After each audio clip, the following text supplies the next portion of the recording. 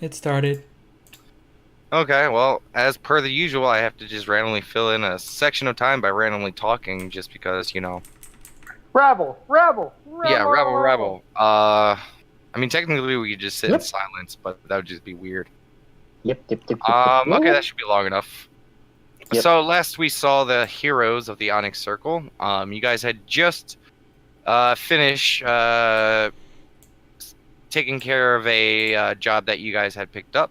You guys were sent out to kill some crocodiles around Lake Io and investigate, what was causing them to move. You guys headed over to Lake Io. You guys killed the crocodiles, sort of. Corn's goblin horn that he got enchanted blew up in his face, almost killing everyone in the area. And you guys recovered from that. Then you guys moved on to face the Big Green, as the crocodiles referred to it as, and you guys came upon a troll. At first, you guys didn't know what it was, but Daemis had a light bulb flash and was like, "Oh, it's a troll." Um, but from what you guys knew is the troll that you guys were facing was significantly larger than it should have been. But you guys really didn't glean anything else past that. Like, you guys don't know what it was called or anything. It was just a really big troll. Um, and while you guys were going through the fight, some tomfoolery happened because of the wild magic that exists around Lake Io. A couple of you guys turned lawful good. A couple of you guys turned chaotic evil. Some of you had your weapon, be as large as the building. And like when things were starting to look really bad for the party, a shadow flew by, kind of scary. You guys kept fighting, trying to run away a little bit, and then a few moments later, a very, very large metallic dragon flew into the area that you guys were at. And as soon as it got into eye shot of you guys, it immediately did a strafing attack past the troll, looped back around and just ripped it to shreds. And then when the troll went to go run away from it, it dealt the killing blow. Then the dragon proceeded to scare the shit out of all of you. You guys found out that the reason it was there is because it heard the goblin horn blow up and it was there to investigate. And after Korn handed over the remnants of the horn, the dragon left. And then Daemis proceeded to wash out his pants because the dragon made him shit his pants. Then you guys found an adamantine box chest. You guys refused to get rid of it, or you'll leave it behind because you guys were adamant in the fact that there had to be something great in it. And after a few failed attempts and popping the lock, the three strongest in the party, Cletus, Daemis, and Nat, all tried it together, and with a stroke of luck, a natural 20, you guys were able to pop it open. And inside, you guys found a bevy of loot, and no small amount of coin. You guys took all the loot. Cletus took the lock, and you guys started making your way back. You guys did get word from Sin and Daylock from Daylock's owl that they would meet you either at the halfway point or at the Celestia Gate for the next mission that you guys are going to pick up, escorting some envoys. You guys decided to try to rush to the halfway point because you guys, given the time, you guys can make it there both at the same time. So you guys made it to the halfway point just a little bit before them, but when you guys got there, you saw them coming. The party met back together. A couple of you guys got your magical stuff back that you had Sin enchanting. Well, just Corrin. Daemis' hammers still at the squawking box because it was too heavy for Daylock or Sin to carry. But you guys, discussed a little bit about, what you guys went through. You guys had some dinner. The party convinced Nat to wear her new set of clothing, which was a very pretty Genasi-inspired dress, which made her hair turn fiery when she activated it. And you guys were just, sitting down, finishing up your dinner, getting ready to, set up watches and stuff like that, and just finish the last leg of this journey. It is evening time. It's probably around like 8, 9-ish. You guys are sitting around the fire. Demisarius is shoveling his face with food. Hmm. What do you guys do? So at this point, we already told our tale, right? Yes. You guys are at the tail end of dinner. You basically went over everything that had happened, and Daylock basically sat there the whole time, just eyeballing you guys, like, "Oh, wow."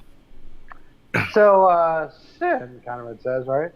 Have you ever like heard of a troll like that big? Like, Huh. Oh, I mean, there are various types of trolls. The largest one I've ever heard of are fell trolls, and those are about as nasty as a troll can get. Kind of just kind of like Seems to match your description a little bit. They tend to be about twice the size of a regular troll. So, do you think what we faced was potentially a fell troll? I mean, either that or just a really big troll. I mean, it was fucking tough. It's like it was. If that dragon didn't show up when it did, it was probably screwed. And he looks at you. He's like, "Was it by itself?" Yes. And that's another point for fell trolls. A lot of trolls tend to, especially in dangerous places, they may not share, live together, but they tend to like hunt and travel in packs. So if it was by themselves and it was that confident in surviving by itself, it was probably a fell troll. Yeah.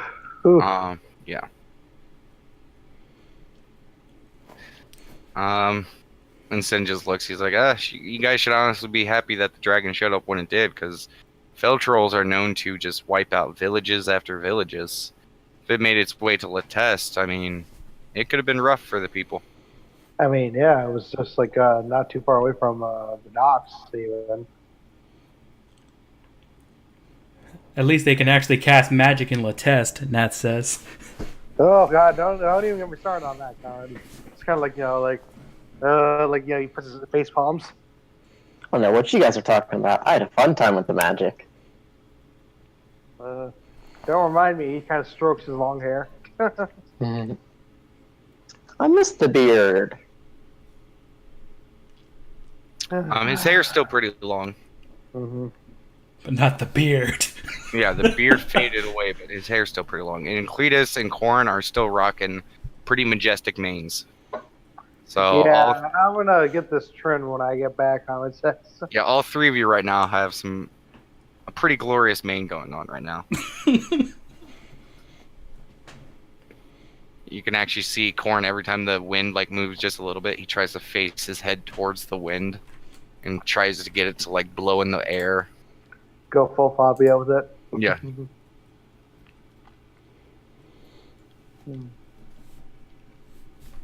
Yeah, I'm gonna get this cut. Conrad says again, just struggling with his hair. It's too long. He chuckles. Give me one of your sword or knives, and I'll do it myself. Yeah, I'll probably handle it later. Sin snaps both of his fingers on his left and right hand, and you see a small razor and a mirror appear in his hand, and he hands them over to you. Oh, thanks. Just don't go too far with them. Sure, and then he starts cutting his hair. It's easy enough. Yeah. You've done it plenty of times, and with a mirror, this is probably one of the first times you've done it in a mirror. So you're like, oh, okay, so this is, so it's even easier. Give me a dex check. Yeah, one sec. For shits and giggles.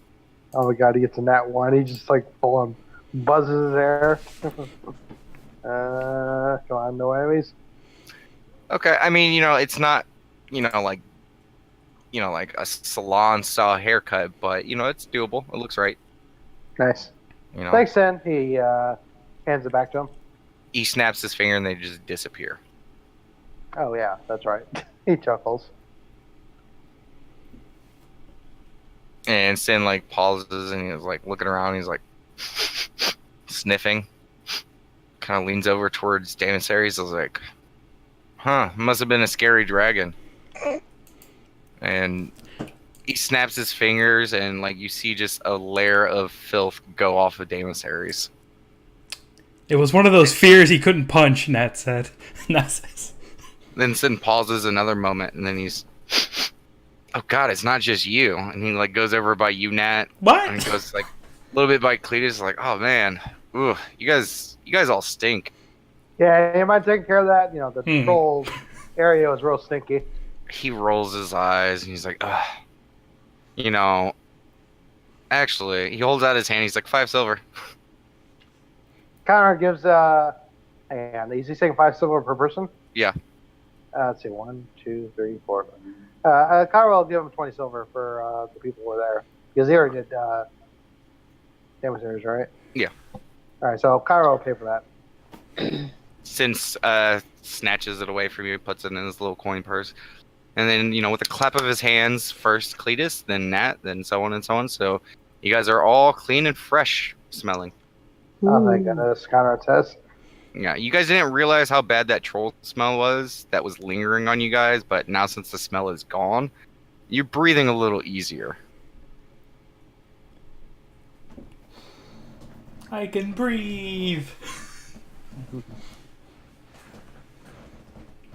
I feel like a new man. He's like stroking his new hair. And right about you guys are done, finished eating. The Celestia row of guards that were eating kind of separate from you guys, they finish, and they replace the ones by the cart, and those ones by the cart come over and start eating. And one of them, middle-aged human male, kind of reddish, frazzled hair. As everyone's walking over, he kind of walks a little bit towards your group, and he looks you guys over real quick, and kind of looks over at Daemis. He's like, you know, we're gonna do an all-night guard. You guys can set up whatever watches you guys need to. We'll take care of the cart itself. I mean, you guys just need to keep eyes on the campsite. Sounds good to me, Connor says. What's in the cart? Daemis kind of nods at that. An envoy from Batora. Cool. I don't know if you guys heard the briefing, but basically just let them keep to themselves, and you know, don't really. There's no reason to really mess with them. Is this like a diplomatic envoy, Connor says? You could say that. Okay. He nods towards you guys and joins the rest of his men. It's very weird seeing these guys. They're very like uptight and very structured, very disciplined. Very unlike what you guys do. I'll take first watch, Connor says. I can take the second one. Sin's gonna join you on the first watch, Conrad. Okay. Guess I'll take the second watch then. I'll join Cleus for that one. Nat says. Oh, Daemis was gonna join him. Haha! Daemis looks disappointed. Don't worry, you'll get him next time. But I wanted him this time. Okay, fine. You get him this time. Yay. So Nat and Corn. Nat and Corn, I guess. Yeah. Oh no. Actually, Daylock will volunteer for it. Yay. But you guys' campsite is ready to go. And it is about bedtime. Alright, you guys can go to bed. Alright, go to sleep. Why, thank you, Nat says as she goes to bed. So let me get a perception check, Conrad. Yep, 1 sec. Not bad. Yeah. Okay. Wow, Sin did better than you on a perception check. Yeah. Oh, wow. So you guys go through your watch. It doesn't take long after you guys start your watch that the rest of the Celestia guards get up and join the rest of them around the cart. They just kind of put their swords and shields like just at the ready, or their shield, they like put it on the ground like almost like a wall, and then the sword they just have ready at all times. It's almost a little disconcerting because, you know, you're watching them and you'll like peek over every once in a while and they're not moving, they're not talking, they're not doing shit. They're just standing. But besides some bugs, some animals, and everything else, you don't hear anything. But it is starting to get pretty fucking cold. And there's a little part of your watch it does sprinkle a little bit, and it is fucking cold. But your watch passes uneventful.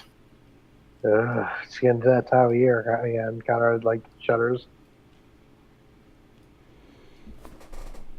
Well, guess it's time to wake up the next watch then, right? Yeah, I guess it is. All right. They wake up Cletus and Demetrius. Sin goes and wakes up Demissaries. Conrad wakes up Cletus. I'm awake. Demissaries comes out of his tent, and before Demissaries is even out of his tent, or his bedroll, Sin has already disappeared into his tent. And you guys watch as Demissaries walks up to you guys, and he just has a lovely drawn mustache, eyeglasses, and a giant dick on his forehead. Classy. Well, night, guys. Conrad says nothing to report. Good night, Conrad. Demissaries rubs his eyes. He's like, "Yeah, good night." Conrad goes to bed. Okay. Oops, I almost forgot something. Doop. Okay. Cletus and Demissaries, go ahead and give perception checks. Ooh. Okay. Okay, Cletus, you begin your watch and stuff like that, and, you know, it's, again, there's, like, a little bit of a sprinkle, like, right at the beginning of the watch. It's very cold. Like, you can definitely tell fall is coming in with a vengeance. And the first hour goes by, nothing. And the second hour rolls by, and you see Demissaries kind of look up and kind of look around. And he's kind of looking into the forest. He's like, I thought I heard screaming.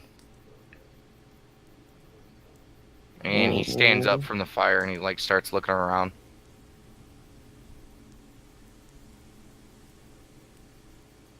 He's like, yeah, I hear screaming off in the woods. You want to go check it out?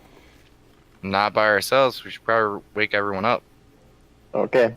I'll go wake Nat up. I'll wake him up. Why don't you let the guards know? Okay. And Demissaries walks over to you, Nat, first, since Cletus just said Nat, and so he's thinking Nat. So he goes and wakes you up first. Cletus, you're going to go to the guards? Yep. Okay.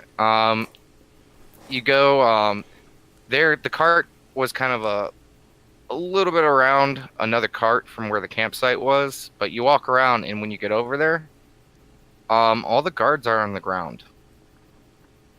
Like asleep, or? Gonna have to go check. I will go check. Okay, go ahead and give me a healing check. They're all breathing.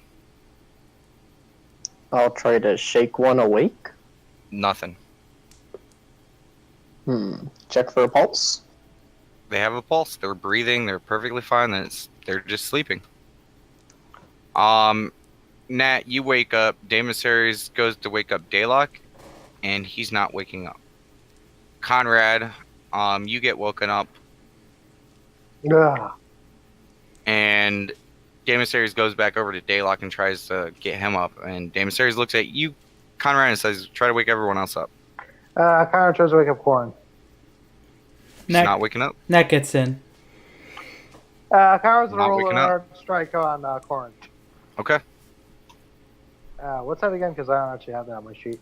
Just D20 plus strength. Okay, so Nat's gonna do the same to Sin if he's not getting up. Okay, go ahead and roll it. okay, so Streetwise check. Hiya! Darn it!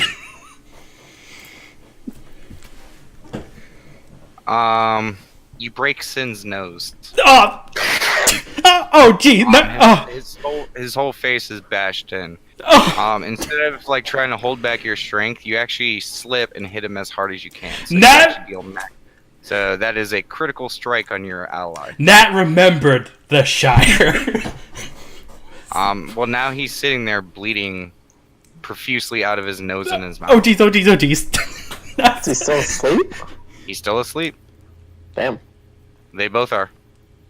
Okay. And Korn's face is pretty messed up now too, because those are technically both coup de grace. So Conrad's gonna lead him on his side, just like so he's not like choking on his blood. Yeah, Damasaris is kind of like, he has one finger just slapping back and forth on Daylock, and Daylock's not moving. Okay, they're knocked out. I don't know what's going on. I'll Should we say, go for can I use the earring? Yeah. Oh, you'll go with the earring. Hey guys, the guards aren't waking up. They're asleep. All of them. Damasaris just kind of tucks Daylock back in, and he starts heading over towards the other thing. Yeah, Conrad does too. Yeah, and Nat Yeah, make go sure Nat make sure Sin doesn't choke on his blood either, so tries to do that. And though Agumon is awake, he's freaking out, and he looks kind of concerned. It's He's like, kind of sitting over Sin and just kind of worried like a sad puppy. crap. That's like, what do I do with Hurry up, Nat. Let's go. do you want to come with Agumon? He kind of looks at you and just looks back at Sin. I want to stay with him, huh? Okay, just keep an eye on him, okay? We'll be right back. Okay. And as you go to stand up to walk away from Sin, you just see Agumon slapping Sin in the face, just repeatedly. I tried that. It's not working. And she just walks off. He looks at you and smiles a very evilish grin and then continues. But you guys walk over to Cletus, and you guys see that all the Latesse guards are passed out. I tried to pour some water on one of the guards' faces to wake him up. Okay. You lose some water out of your canteen, and they are still fast asleep. Okay. So should we check? And then check the, Damissary stops and looks over again towards the woods. And he goes back. He's like, they're still screaming. Should we check the inside of the cart? I think so. Conrad says. Damassaries looks at you, Conrad, and he's like, okay, cover me? He kind of shrugs his shoulders, like, cover me while I open it? Conrad does. Because like, okay. Yeah, you guys got to walk around to the opposite end of the cart where the entry point is, but when you get over there, the door's already open. This cart has like the long silk white covering that drapes over the entire top of it, and it's kind of blowing in the wind right now with the door open. And Damassaries kind of like looks inside, and like there's that bit of tension as he's poking around the corner. But as soon as he looks in it, he kind of drops his hammer a little bit. He's like, "There's nothing in here." So Conrad actually hasn't rolled a perception check for the screaming. Can he try to pinpoint where it is? Yes. What check would it be to possibly check for magic? Arcana. Okay.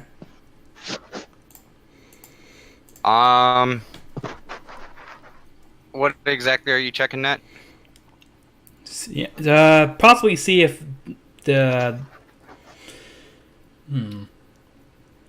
if it's familiar, or What's familiar? people unconscious but not really waking up. Like if it's a sleep spell? I mean, you've seen this before. Sin has a very similar capability, but this is a wide area, and it seems to be a little stronger. Okay, so I know it's a sleep spell. You could guess that it could be, but you don't know for sure. What were you gonna say, Why don't Cletus? you give us some light with the lantern?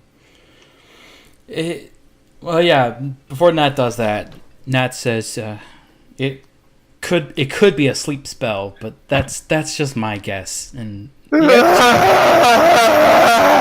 We should probably go their way because Nat lights a lantern. Yeah, you guys hear that?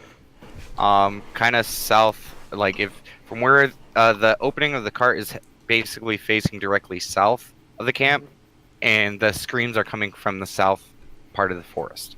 We gotta go, guys. Conrad says. Like I assume, like he heard where that was from the perception Yes, check. you did. So Conrad starts heading that way. Okay. Same. Okay. Damasaries starts charging along with you guys. You guys are running through. And as you start moving, like you just hear more and more just "Ah!" Like these are deathly screams.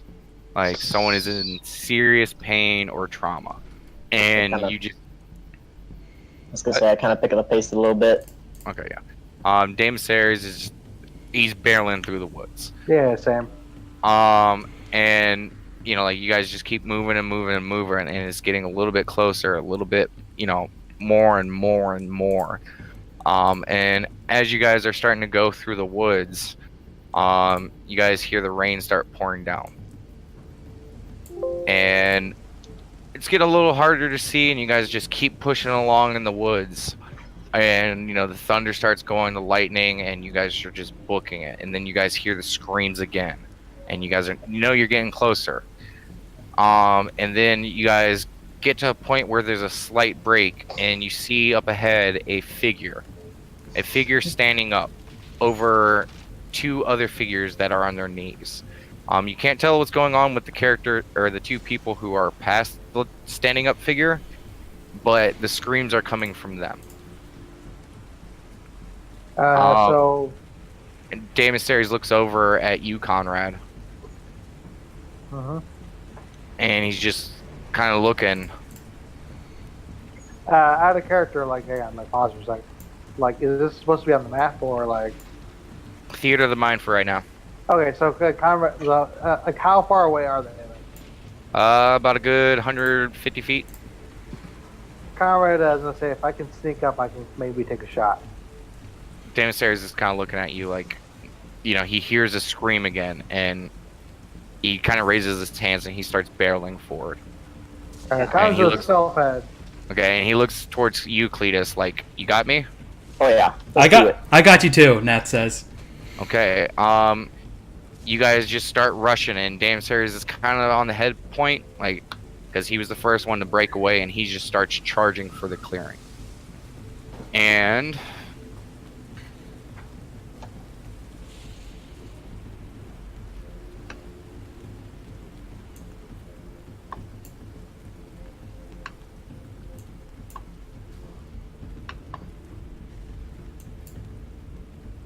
okay, no one above this line right over here. What line? Okay. So basically where we are. I mean, Right here? you guys. Yeah, sure. I stealth, so like, that's why I would be in somewhat cover. I'm gonna Okay. stay where I am. Okay. You Oops. guys watch as Damasaries continues to barrel forward, and once he gets to about here, and he's in a full charge. You guys have all seen Damasaries charge before. You know he's going into hammer, whatever the fuck that is. And once he gets to there, he starts screaming, and you watch as the creature turns around, and you see a tall, thin creature, and you see tentacles just wrapping and swinging around on the front of its face, writhing. And you watch as it turns around, it has a hand to the two people who are kneeling, and they are just screaming. Can And Conrad he's- hit attack? Was that? Can Conrad launch an attack? I mean, if you want to right now, but Damasaries is kind of mid-action, so let me finish this up. Okay. You guys watch as Damasaries just keeps charging, and as he's charging, the creature lifts up his other hand, and you watch as Damasaries takes one step, boom, then another, boom, then another, boom, and you watch his hammer just kind of loll to the side. And you see the creature's tentacles just continuing to writhe in front of its face. As you watch Damasaries turn around and re-pick up his hammer, growling and grunting at you. I need everyone to roll initiative. Okay. Sorry? So since I said like I wanted to attack then, like, I will allow a single attack. I gotcha. Let me know when I can do it.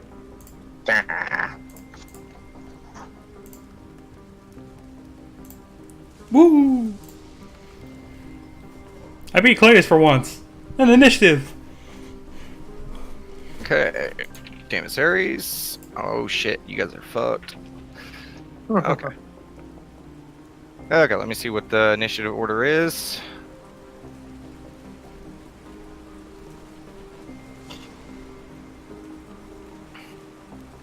Conrad got a 28. Yep. Jesus Christ, Conrad. Yep. That's funny. That's not even a nat 20. Nope.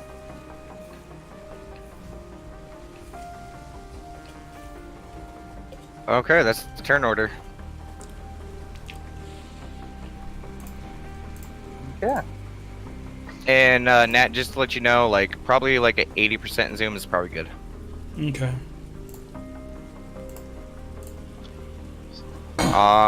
So Conrad, your go.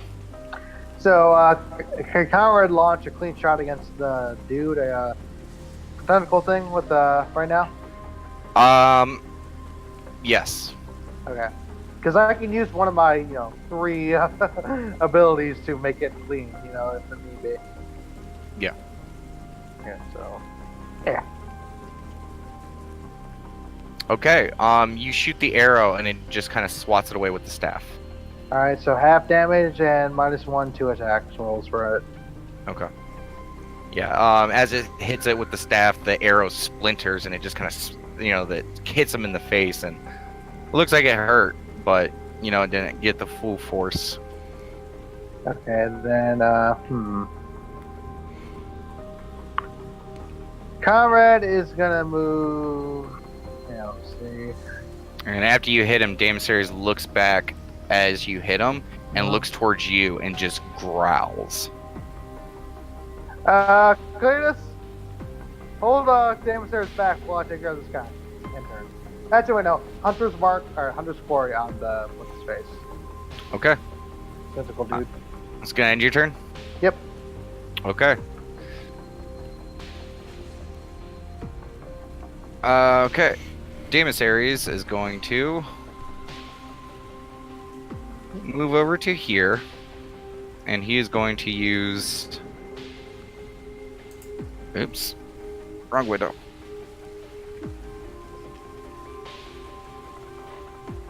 And he is going to use his Silver Phoenix Rage.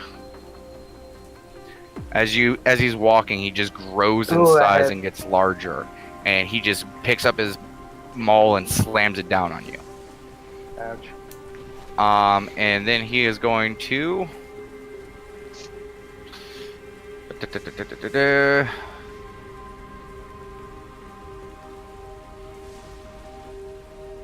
Then he's going to spend an action point to use Blood of the Mighty on you.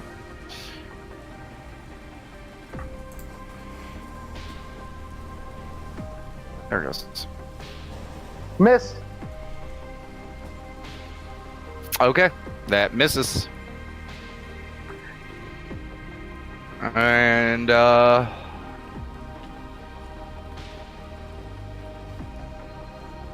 that's it for him. Yeah. Cletus, it's your turn. And he rolled a lot of ones for that damage. Yep. I'll say to Conrad real quick. If I get in there, you're not going to be able to. He's going to be able to hit all 3 of us. I'll take care of Tentacle Dude, and you take care of him. You idiots! Conrad says. How far away is he? Excellent. Click. I go up to Tentacle Dude with Goring Charge. Okay, just give me 1 second.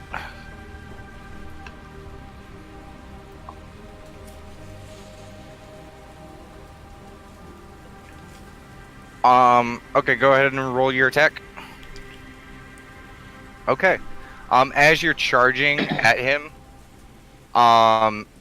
you're charging, you bend your head down. As soon as you go to charge him, everyone else, you watch as the creature points to one of the hooded figures and steps out of the way, and the hooded figure, which now you guys recognize as the cart drivers, jumps in front of you Cletus, and you ram him instead. And the guy is literally just like he's stuck to your horn a little bit, and he's just basically slumped over. Fuck. You now have a dead carriage guard driver on your horn. Excellent. I am gonna mark Tentacle Dude though. Technically, that was a target against him, so. Because the mark from your attack or miss on a target. Yeah. Technically, the driver was your target. Fuck. Okay. So is Tentacle Dude still there? Yeah. Okay. I am going to use my action point then, and I'm going to use Slash at Pummel, but I'm going to do it for subdue damage. Okay, and who are you doing that to? The Tentacle Dude. Okay. As soon as you go to slash at him, he teleports 20 squares away. Fucker. Let me see that throw the dude in front of me again. Well, you can only do that once per round. You watch as there's a quick flash of arcane energy, and he just disappears. Now you are staring at one carriage driver who's just on his knees, not moving, not doing anything, and the other one is just slipped off your horn as you made that attack. Here. Stop 20 feet left.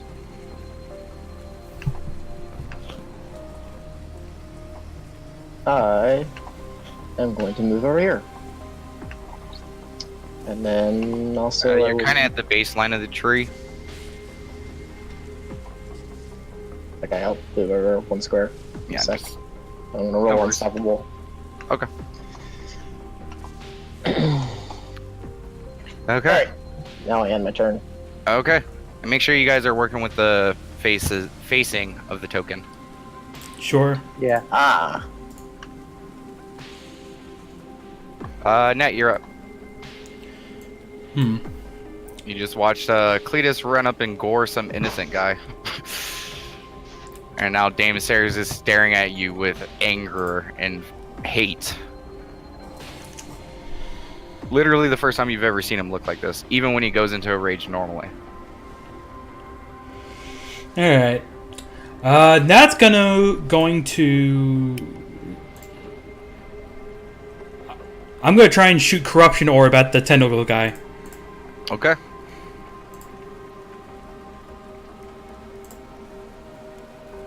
Which misses. Okay, what after effect is it? Let's see. Is it just people around him get hit with stuff? Oh no, that's acid claw.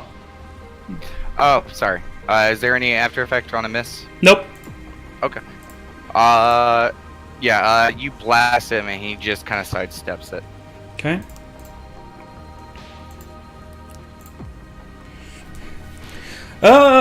Then for my minor action, I'll use chaotic defense. Okay. What sound comes out? Maybe thunder. Why not? We'll do thunder since it's raining outside. Okay, there's a very large thunder clasp right around Nat. As there's a shift in aura.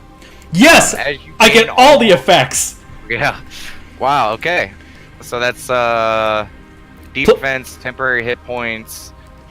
And attackers take 2d6 damage. Okay. Jesus Christ.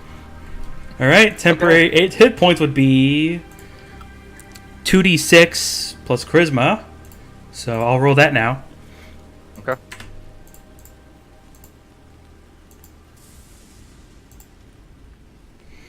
Wow. Okay, max. So you got 12 temporary hit points. Woo. Damn, way to go. Okay, Okay. that is my turn. Okay.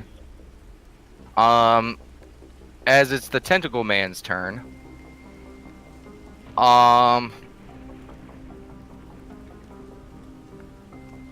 You all hear in the deepest parts of your mind.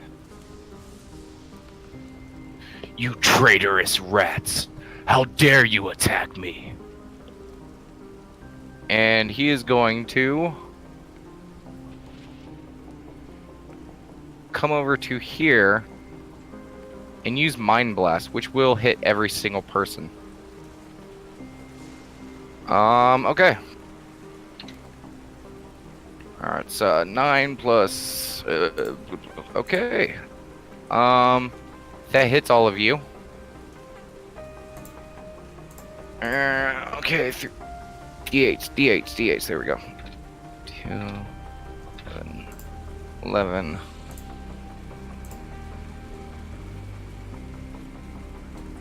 You guys all get hit with 18 psychic damage, and you're all dazed. As he slams his staff on the ground and leans his his head forward, and there's almost like a semi-invisible ripple that goes and cascades out from him. And you guys hear and feel in the back parts, and your entire brain, it feels like it's on fire, like there's electricity shooting through it, and you are just stunned, and it hurts. Think of a migraine like times 1,000. He takes 10 damage from chaotic defense. Yep. As it hits him, the arcane recoil from your body splits off and strikes him. Okay. And that is going to end his turn. Conrad, you're up. Question. Yes. So, when you're dazed, you only get a standard or move action, correct? Yep. What about minor actions? You get a standard or a move action. If you want to replace it with a minor action, you can, but that's all you get. So here's the thing, because like Potion Vitality has a thing where if a save can beat it, you know, I can roll that. So if I would to adjust that, You still dazed for that round. Like, you took your action of the day's effect to take the potion. You'd be done after that. okay. So even if I won the save, I would still be done. Yes. Okay. Alright, so Conrad's gonna disengage here. And I guess he can't do anything else after that, so yeah. Okay. Does that end your turn? Oh yeah, because I can't do anything else, so yeah. Okay. Davis Aries is going to do something. What is he going to do?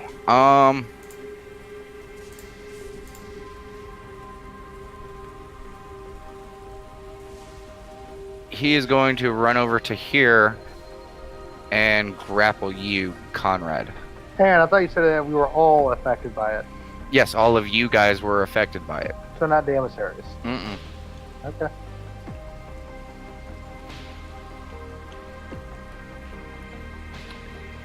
So he is going to try to grapple you. I take it this is going to be against your reflex? I don't know. What is it? It's a grapple. It's 24. It's whichever Yeah. stat is higher. Yes. Does he grapple you? I mean, 24, yeah, definitely beats it. You watch as Daemosaries lumbers over and just grabs you and starts squeezing you. And you're already kind of dazed and stuff like that, so you know it's kind of easy for him to grab you. You're kind of off balance, but he's currently grappled with Conrad. Cletus, you're up. I'm just gonna use my standard action to yell at the dude. What do you mean we're traitors? Are you our envoys? Stop attacking us then! We won't attack you! I end my turn. Okay. Nat, your go. Now I'll try and shoot Dragon Frost at him. Tendril, good guy. Okay. You blast off with your spell, and he teleports right behind you. Ah, son of a... Then it ends her turn. Okay.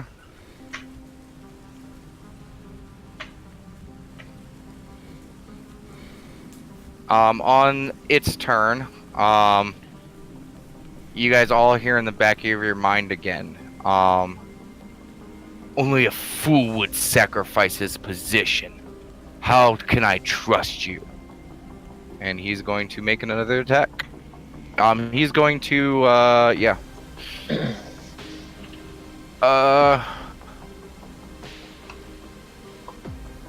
Nat, as it teleports, you're kind of facing where it was. Cletus, you watch as it teleports behind Nat, all of its tentacles wrap around Nat's head. Ah! And now his head is basically connected to hers. Guess I can't roll anything to break out of that. You can on your turn. Okay.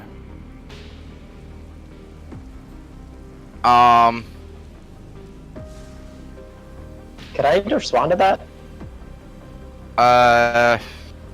If you think about it, he only said something, so that was only a free action. So he does have something to say. I mean, yeah, you can respond if you want. I'll say, we'll put down our weapons and stop fighting. Okay, is that it? Yep. Okay, Conrad, your turn. Can Conrad try to break out of the grapple? Yes. And then, yeah. Just give me 1 second to make sure it's... I got his stats up. Yeah, roll athletics. Or acrobatics. I think that's your higher score, right? Yes. Does a save end dazed or something? Oh! I forgot, you guys didn't roll for the days, did Nah, I forgot it. Next turn. I will allow it real quick. Oh, 'cause thank guys... you. Yeah, I didn't know it was we had to roll a save on that. Nope. Okay, Conrad doesn't save. So you spend your action trying to break out of the grapple, and he just has too tight of a grab on you. Okay. Not much I gotta do after that, so. Okay. It's Daemisarius' turn. You guys watch as Daemisarius, who's like grappling Conrad, picks him up over his head and throws them at Nat. Does that hit you, Nat? Yes, it does. You guys both take 9 damage.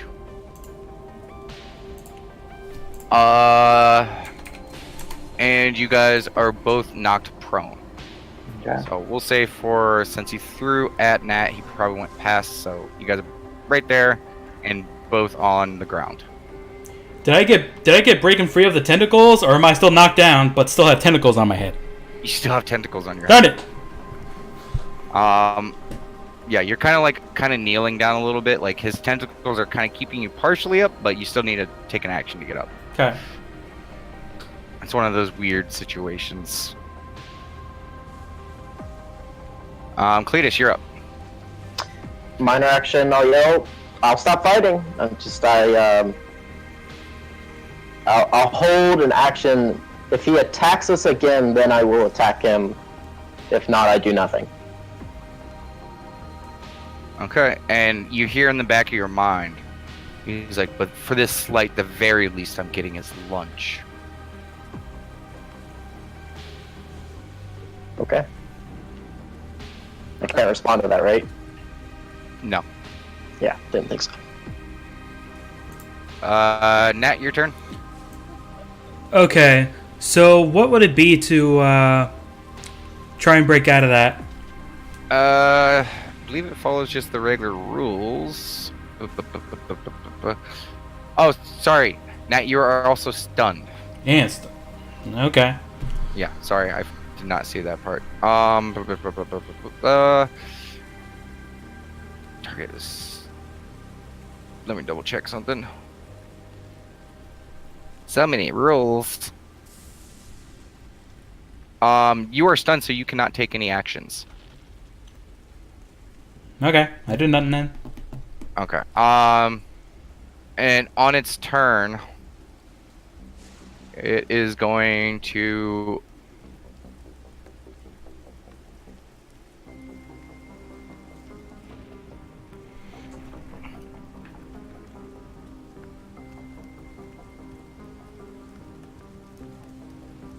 You all hear a sickening crunching sound coming from where the creature and Nat are connected. And you watch as you hear this sound and more crunching, and you watch as Nat just goes completely limp. Ooh.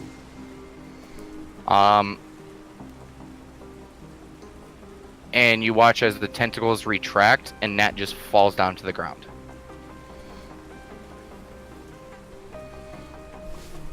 And you all hear in the back of your mind again, there, now lay down your arms.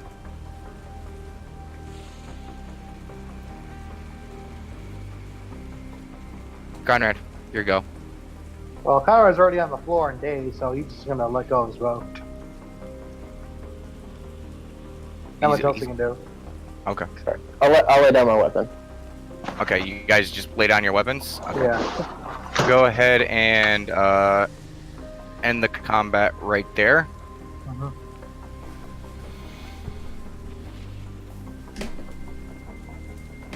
And he looks towards both of you. He's like, he snaps his fingers and then starts moving towards the hooded figures. And he kneels down and he begins healing the one that Cletus gored. So what do you guys do?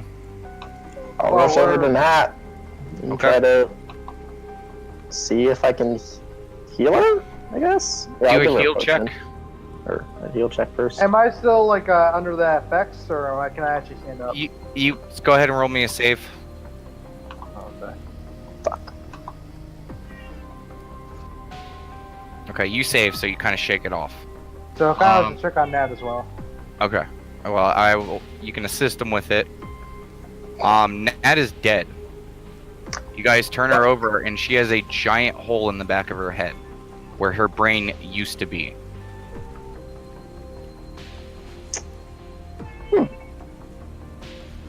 And Damasares is still just standing there, kind of just... He's growling still. He's still raging, it looks like. And he's just, like, locked in a position.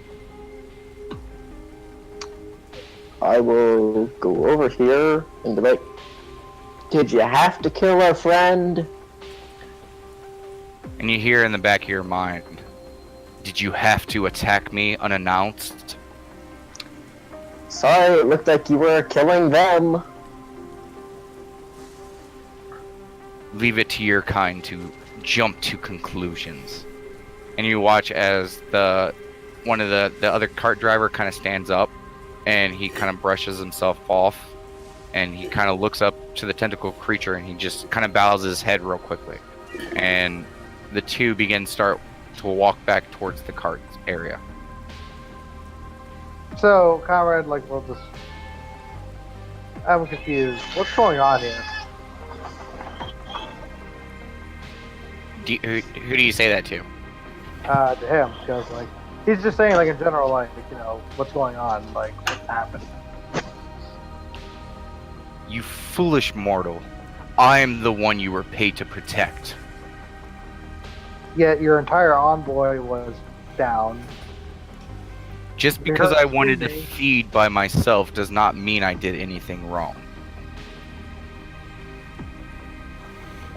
Conrad's just like, you know, he's like just like sad and like, you know, he's like, he looks really sad. And he starts walking towards the camp area. He says, as he passes by, you guys hear in the back of your head again. If you're lucky, maybe one of the Celestial guards can help you. I removed my sleep spell. They should be coming here shortly.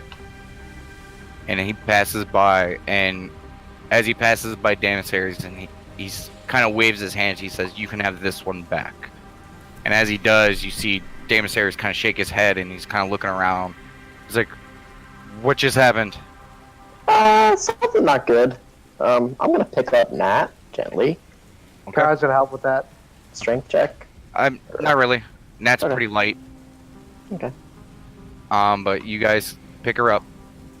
And I just start heading back to the, I say, come on, Damasares and Conrad, and head back, follow the dude. Okay. creature, whatever you want to call it. Okay. You guys start heading towards the campsite. Okay, not a problem. Paul's right here. I need Nat in another room. All right.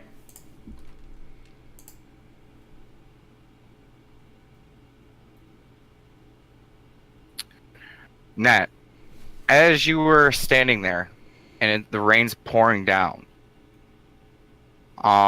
you feel the tentacles wrap around your head, and you feel like you're just once the tentacles grip around you, and you hold your hands up to try to break free of it. It's like strength you have never felt in your life.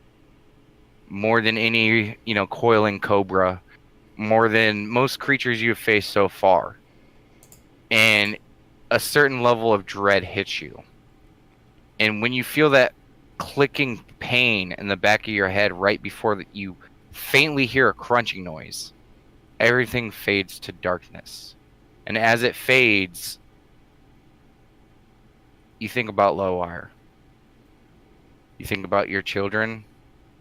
You think about Lele. You think about your new family that you've gotten since you've arrived in Elois. Some of them are assholes. Some of them are weird. But they're good people. You don't think they're bad. It's been nice. Scary, but nice. You've had more money than you've ever seen in your life. You're getting to see and do interesting things. And there's even been moments that you've been here that you've almost even kind of forgotten about the fact that you're here for Lowire. Thinking about, making a future with your children possibly here. You think about all of that. And just when you're giving in to just like, well, it's all over, you feel that familiar burning sensation from deep within your core, that fire, that sensation. Anytime you wanted to burn something, anytime you looked at flames, the time that the collar popped, all of those times, that burning, that deep internal burning, you feel that. And it's just slowly boiling up. And in the back of your mind, you're just, I don't know, it can't. Right when you're about ready to accept the fact that you are dying, you just can't do it. The fire burns more and more and more. And the more it burns, the more anger you feel, the more passion you feel, the more hate. And you just can't let it go. It keeps burning more and more and more. You have no sense of body anymore. But you feel like your whole entire essence has been consumed by flame. And right when that happens, you feel a pull. And at first you think like, oh shit, this is the end. This is the pull. Like, this is death. And you try to resist, and the pull gets stronger and stronger. And you just try to hold away from it. And then the pull snaps. And then momentarily you see and feel your spirit leaving Elois. For a moment, you can see almost the entirety of the continent. And you get pulled away from that. And then you see stars in space, and you're just being pulled across the cosmos. You see worlds going by. You see different timelines, different places, everything. You see the universe as it is. And you are slammed into hard rock. And you look around. The scape that you see around you is nothing but almost near molten rock, lava. There's a few chunks of rock floating in the sky that are pouring lava down to the ground. Almost everywhere you look around you is nothing but fire and brimstone. And you hear a voice you've never heard, but instantly sounds familiar. Almost like a voice you've heard your entire life. But until just now, you realized it was there. You hear a laugh. I left you there, a shell. And look who comes to me. I knew one of my children would. I'm free now. There's no choice but to follow. And the fear hits you. You don't know what this is, but you know it's not good. And you look around, and at first you don't see anything, but you see the heat wave coming around a cliffside. And stepping away from the cliffside, you see a humanoid figure standing about 40, 50 feet tall, and it's kind of limping a little bit towards you. It looks kind of weak, a little frail, even though it's ginormous. It looks like it's kind of hunched over a little bit, and it's kind of dragging its body to try to walk towards you. And as it starts to move towards you, it's, I will put you to good use. You will be mine. And as this large, fiery hand goes to reach towards you, suddenly you get snapped back away from there. And you're almost a reverse path. You're being flung through the cosmos again. And that you don't know where you're going, but in that moment, you're just happy not to be where you just were. And you feel your essence being ripped apart across the cosmos as it's being pulled towards something else. And then everything goes silent and everything goes dark again. Okay, next room. Okay, you guys continue to carry Nat back towards the campsite. And as you guys are approaching, let me get the rain back.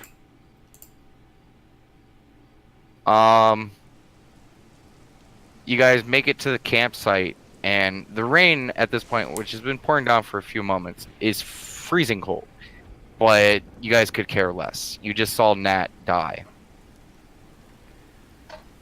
And you guys make it to the campsite, and you watch as all the Celestia guards seem to be gathering themselves. You watch as the tentacle creature immediately goes into his carriage, and the door shuts behind him. And the guards kind of shake their heads, looking around to see what happened, and see you all leaving the forest with Nat in your arms. And the same guy who talked to you guys earlier, you watch as he takes his helmet off, and it's the same guy, and he starts walking towards you guys. He's like, "What happened?" I go, "This is why I wanted to know what was in the convoy." He ate her, Conrad says, solemnly. What did you do? We went over that. Well, we heard some screaming. You guys were all knocked knocked out. Yeah. Did you hit him? He didn't let us, but Did you attack him? Yes. kinda. Kind of shakes his head, kind of brings his hand up to his nose, kind of rubbing the bridge of it. Well, that's already too late, but maybe we can help her. Bring her over here. And he guides you guys to one of the carts. And at this point, you guys watch as Corrin and Daylock and Sin are all up. And Sin is like grabbing his face, like, "Oh my fucking god!" Like, "Oh, oh!" And Corrin's like, "Oh, you're telling me." And Daylock is kind of like rubbing his cheek a little bit, where Daemisari's large fingerprints are on the side of it. And they look over and see you guys with Nat's body in your arms, and they immediately stop and just start making their way towards you guys. And Corrin's the first one to fly over, like, "What happened?" And for first time in a moment, you see Corrin in 100% serious mode. As you're carrying Nat, just blood just dripping on your hands onto the ground. And Daylock runs up, Sin runs up, and is just kind of looking at you guys. And Daemisari's just sitting there, just looking. You've never seen Daemisari's look this just disappointed in something. Like, he's just sad, and he just plops to the ground. I just go, "Shit." Corrin's like, just kind of quiet. Can we help her?" Corrin looks over at Daylock. Can we help him? And Daylock's just sitting there like, "I don't." And We're working on it, guys. the Celestia guard goes up to the back of the cart and kind of drops in. Bring it in here. Bring her in here. Does so. You guys help him get her body to the back of the cart. He looks over at Daylock and he says, I can use your help. Come here." And Daylock nods and just quickly jumps in the back of the cart. And they start going through. He hands Daylock a scroll, and they begin taking herbs and stuff, arranging it around Nat.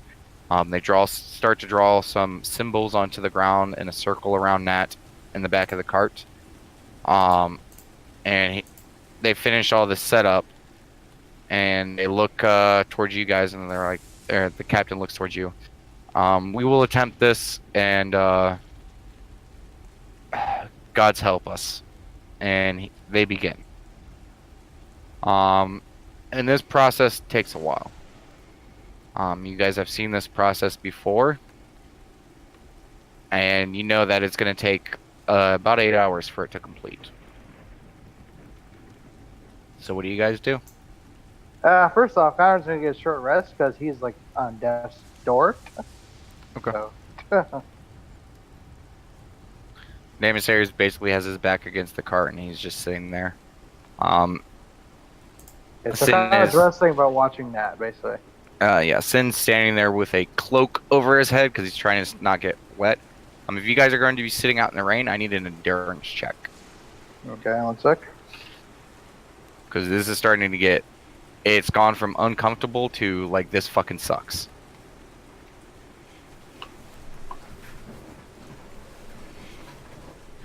Okay, you guys are good for now, but if you guys spend more time in this, you guys will start freezing. I guess Connor would set up his tent, or Okay. or move his tent over, I guess. Okay. Damasaris just kind of seems he's shivering, but you know that he's hurting, but he just refuses to do anything about it. It'd be a nature check to see what kind of thing it was that we saw feeding or what we're escorting. Dungeoneering. Engineering. Is it only if we're trained in it? Fuck. No. Okay. Because I don't think any of you guys are trained in it. Nope. I don't think so either.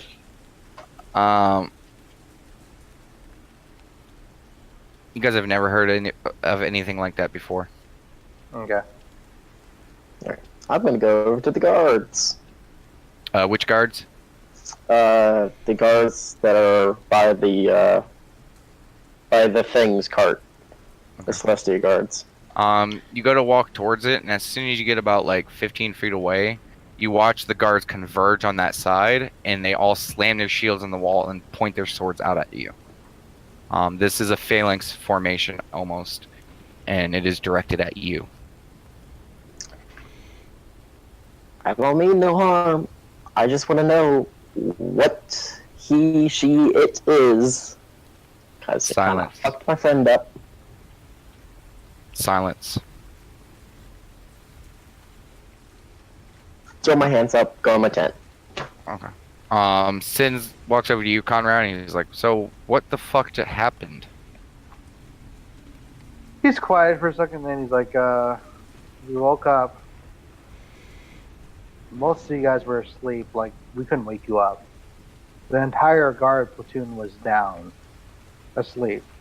And we heard screaming from the woods. And we saw this creature, looks like, out of character, it was like he was subduing, like, the two carriage drivers, right? It was basically, he was standing up. The creature was about, like, almost 7 feet tall.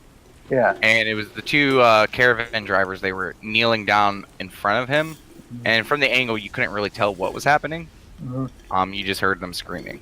Yeah, so, like, we saw this creature looming over the two carriage drivers with them screaming, so we thought the worst, and, that someone had attacked and, potentially, was trying to hurt the envoy, so we attacked. Turns out that creature was the envoy and attacked us and killed Nat. This is all matter of fact, but he's still concentrated on Nat. Okay, and as you're discussing this, you watch as Sin is like, he crunches his nose back into place and is like started to put like pieces of fabric or something like in his nose, and he's kind of holding his head back a little bit. He's like, like as you're telling the story, he's like trying to get his nosebleed under control. Mm-hmm. And he looks at you and he's like, man, fuck, I don't think we're getting paid for this one now. Fuck that, Conrad says. And he looks back towards the envoy's cart and he's like, so what was it? Some sort of tentacly like thing. It was like 7 feet tall. It was Weird. It had like some sort of like psychic abilities. Kind of rubs his little chin beard, and he's like, "Sounds like a mind flare." What's that? They're a type of creature, also known as illithids. They're creatures that tend to bend others to their will, and they wield powers that shatter the minds of their foes. Mind flayers, they tend to basically subsist on devoured brains of basically smart people. They tend to be coldly self-serving and think nothing of sacrificing companions or thralls to save themselves. It did say I was hungry, so that's why it brought out the carriage drivers out there. Wanted to eat in peace. Well, that's weird because normally mind flayers eat the brain. Well, it did that to Nat, Connor says. He's just like very stoic, just kind of like, very just quiet. Is it stoic or more like just depressed quiet? Depressed quiet, you want like that. Okay. It's like when you say things matter of factly just so it doesn't seem real. You know what I mean? And he kind of like just looks over at the cart and he's like, "Well, I mean, we haven't had to bring her back, so." He shrugs his shoulders. He's like, let's hope this works." He's just quiet. He just continues to try to fix his nose and stuff like that. Corn is kind of flown into your tent, is kind of nestled up against you a little bit, Daylock, just kind of like looking down on the ground, just like kind of sad.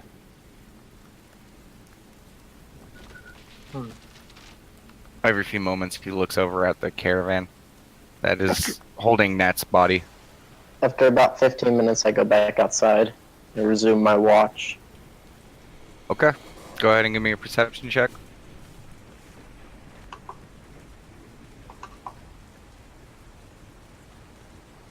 Emissaries take some cold damage. With the rainfall coming down, that's really about all you're hearing. Okay. But that's about it. And it doesn't take too long before you are starting to freeze again. You guys have heard about the fall, and you're thinking that this rain is probably just, an opening act. Oh. Makes you shudder to think what the actual fall rain is like. Do you go back in a tent or something, or do you stick out? I'll stay outside for a bit longer. Okay. For a while. Okay. You take 2 points of cold damage. No endurance check? Nope. Okay.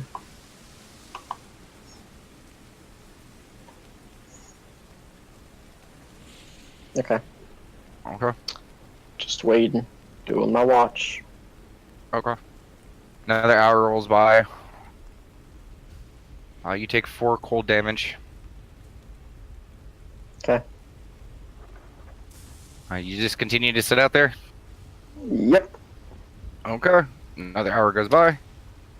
That is 7 cold damage. And you are now dazed. Fantastic. Basically, you're shivering so hard you can't really focus or think. Cletus, you should take some shelter. Howard says so. Alright, go back in my tent. Okay, it's going to take a while to warm up. I figured. Demissaries takes even more cold damage. Yeah, what's there is you too, Connor says. He doesn't move, he doesn't say anything, he just continues to sit there. He just takes a look at him, then he just focuses back on that. What was that? I would say, like, he took a look at him while he said that, but then he turns his attention back to Nat. Well, I mean, you don't really have to turn too much if you're facing the Well, cart. yeah, Like, but you know what I mean? Like, yeah. Demissaries is sitting right there. But another hour goes by, and then eventually... Can I use the healing surge during that hour? Yeah. Eventually, though, the rain gives way. God, I need to get like a transitional rain sound because that was a little harsh. But at around this point, the rain starts to die down a little bit, and it's more of a drizzle, but it's still fucking cold. And another hour goes by, then another hour, and then another, and then after a couple hours, the sun just begins to start to, like, there's just that little bit of purpley orange color off in the way distance, before you hear Daylock calling. Guys, we need some assistance. Coward runs over. Head over. Yeah, Korn immediately jumps up, like, as soon as that happened. Sin hobbles over. And Daylock just looks towards you all, and we have her, we found her thread, but we need some help in, pulling her back from the other side. So you guys have gone through this before. I need 3 checks. And it's only stuff we're trained in, right? Yes. So Conrad would just kind of look to, the group. Someone should talk to her about her kids, and how she needs them, or they need her. Sin kind of looks at. Oh wait, one caveat to that. I've decided to get rid of the "you have to be trained in it." Oh, thank goodness, because I'm like, there's no way I can do any of this. I'm trained in intimidation. Yeah, like what would I do? Do an acrobatics trick? It's I've gotten rid of that rule because it was kind of stupid and kind of silly. It really was, yes. Yeah. So it's just you get still the same 3 checks, and basically you do what you want to do. I figure out what role it's going to be. And then I make you roll it. So do what you are doing first, and then I'll have you roll. All right. So Conrad's gonna kind of like grip her hand, like kind of hold it in his hand, right? And it's weird. Nat's always had a unusual warmth anytime you get close to her, and it is deathly cold. And it almost makes you like reel back a little bit when you touch it. Like you almost want to drop her hand. You're still gonna like hold it and like kind of. But you resist. With the other hand. Yeah, you resist it. Grab it with both hands, and you just bear with it. Yeah, so it's like that, we need you. Your children need you. Rita, LJ need you. You need to be there for them, and they need their mother. Okay, go ahead. Well, go ahead. First, let me go ahead and get a diplomacy check. Okay. Okay. Anyone else? Okay. Nat, we need you back here. Get back here now. You're not done with your work yet. You need to finish. Get back here. Okay, go ahead and roll me an intimidation. Yep. That's what I was going for. Okay. And Korn just starts playing his violin the entire time all this is happening. And it's odd enough. Let me roll it first. Come on, guys. D&D is fun. Yeah. Oops. That's the wrong character sheet. I just opened up Nats for no reason.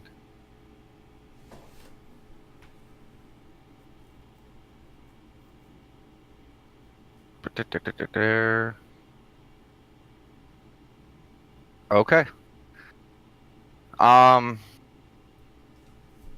Nat, as you're experiencing that kind of close darkness again, you hear familiar voices. And behind those voices, you hear a song. A song you haven't heard for a while. It's a song of your home.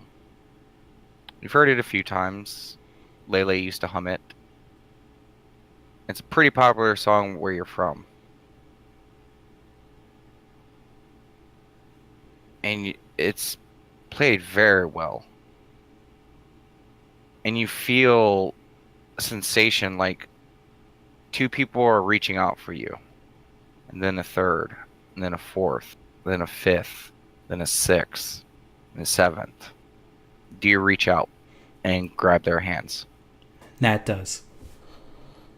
And you guys watch as Daylock and this guard continue chanting while you guys are doing all this. And there's a bright, radiant glow in both of their eyes as Nat snaps up, breathing heavily. Oh, stars. They're in God, front of hugs you. her. There in front of you are some of your friends. Some of them with tears in their eyes. Corn immediately dives in for a hug along with Conrad. Yep. You can kind of barely notice Corn's hugging you, but you kind of look down at your arm and he's kind of like hugging your arm, like around your bicep a little bit, and Conrad's hugging you from the other side. And for a brief moment, you're kind of confused. You're like, "Wait, what's going on?" Like, What then you're like, "Oh shit, yeah." What? And then it floods all back to you. What happened? Oh. Don't scare us like that ever again. Welcome to the club. Coward says, "Don't ever scare us like that again." He's just still hugging her like real tightly. And you feel another hand on your shoulder, and you look to your left, and you see Daylock sitting there, just tears running out of his face, as he's just like staring at you with like his lips his bottom lip curled up a little bit, like puppy dog face. No, Daylock. Come here, come here, sweetie. Come in here. He pulls him in. For a hug you. He wraps around Nat and Conrad. No, Nat, go ahead and give me a strength check. All right. She squeezes us.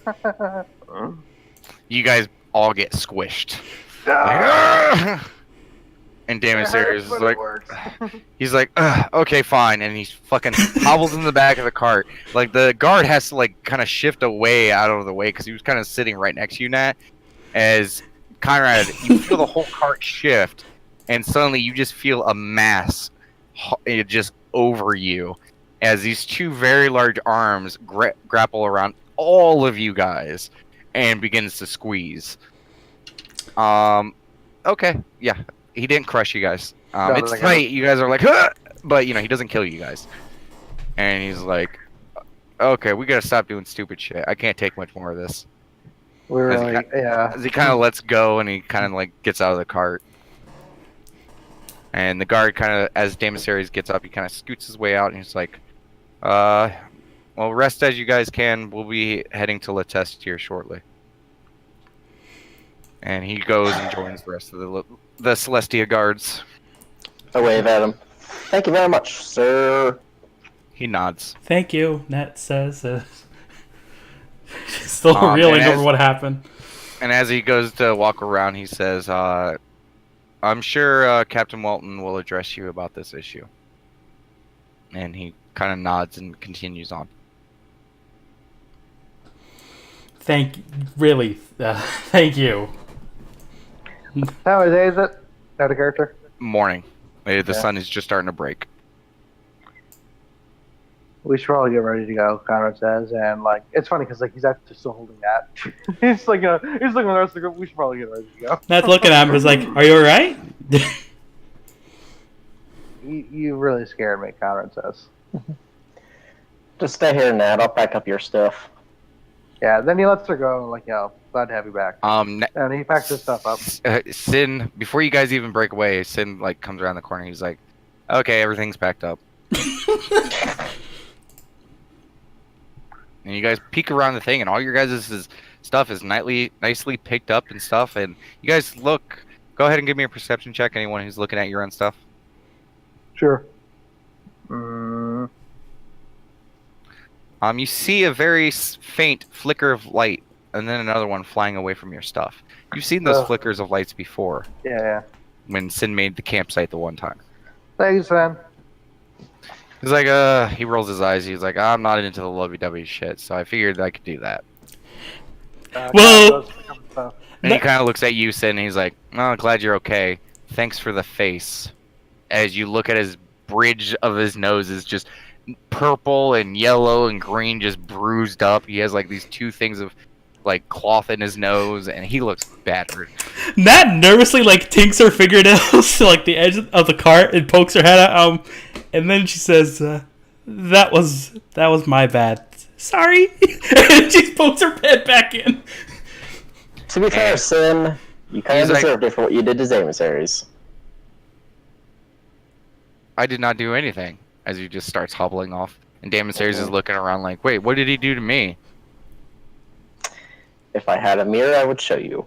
The stuff on his face is gone. Never mind. He did some stuff to you.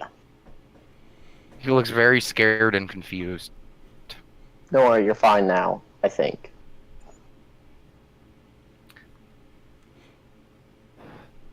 But breakfast is technically ready because of the ritual that he casted. So there is enough food for you guys' breakfast and stuff. And there's also fresh rainwater that the sprites gathered in these coiled up leaves. And it's kind of weird to drink out of a leaf, but it's very fresh, very clean water. It's very good. Nom, nom, nom, nom, nom, nom, nom, nom. I dig it. You guys finish your breakfast. The Celestia guards begin to start filling up the one cart, and the one guy with the kind of frazzled red hair walks up to you guys. He's like, "Are you guys ready to move out?" Yes. Yeah. Okay. We will be taking him to the mayor's manor. You are all to report to Captain Welton when we arrive. Makes sense. Let's go. He nods and he loads up on the cart with the rest of them. There's the other cart with enough space for all of you guys. I want to sit up by the driver. Okay, you do so. Conrad just loads in. Okay. Was Nat heavily rained on during that night? A little bit. Okay. Does that flicking thing just feeling the dress and stuff like that? Oh, you're trying to shake it like a dog, like just try to. You know Is that what? what you do? Yes. Okay. As you do that, Sin, you just like stop. You look up, and Sin is just sitting there, just wiping away his face. As you realize that he wasn't on the cart yet, and so when you splashed around, you got it all over him. Oh, sorry, Sin. And he snaps his fingers, and he's dry. Then he snaps his fingers again, and you're dry. Thank you. So next time, just ask. He rolls his eyes and she hands him 5 gold. She tries to hand him 5 gold. He snatches it and puts it in his coin purse. He grumbles a little bit, takes it, and starts to try to climb up into the back of the cart. Daylot goes to help him, and he slaps his hand away. He's like, "I got it." Yeah, that takes her time and then just gets into the cart. Okay, you guys all loaded up? Yep. Okay. Corn is going to be sitting on Conrad's horns, kind of staring at Nat the whole ride. Just kind of happy looking. See his buddy back to life. And after a moment, the carts begin to kick off, and you guys are starting to head up north. Would any of you guys like to do anything on your journey? Yes. Okay. I want to talk to the driver. Okay. Excuse me, Mr. Driver.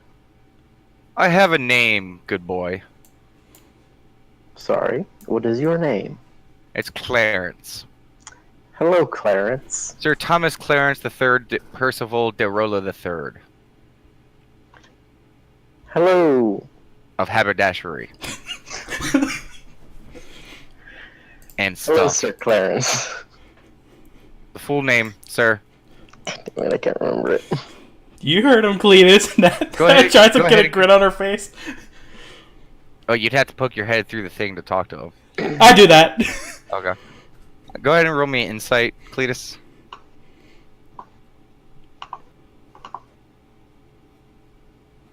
Oh man, this guy's serious about that name. It's a hard man to read. You can't tell if he's joking or not. Is it Sir Clarence Percival Haberdashery the Third? No, Sir Clarence Thomas Percival Haberdashery the Third. And he punches you in your shoulder, and he's an older gentleman. Older, gruffer human, like kind of a thick graying beard, and he punches you in your shoulder. And you're not expecting the force that comes out of it, but it knocks you a little bit. You're like, holy shit, like, ooh. And he just keeps laughing. He's like, you're a simple one, aren't you? Yes, I am. Kind of rubbing your arm a little bit. What do you remember about last night? I remember drinking, and I remember sleeping. Awesome. Do you know what the thing is that we're escorting person? It's some envoy from Bator. Yes, but do you know who it is or what they are? I don't know. They just pay me to move these carts. Okay. I mean, you could ask one of their cart drivers as he points back to the envoy's cart. Oh, he's not the same as the other ones. No. The drivers for the envoy's cart are the guys with the white robes and the bald heads. Ah, okay. Well, thank you. That's all I wanted.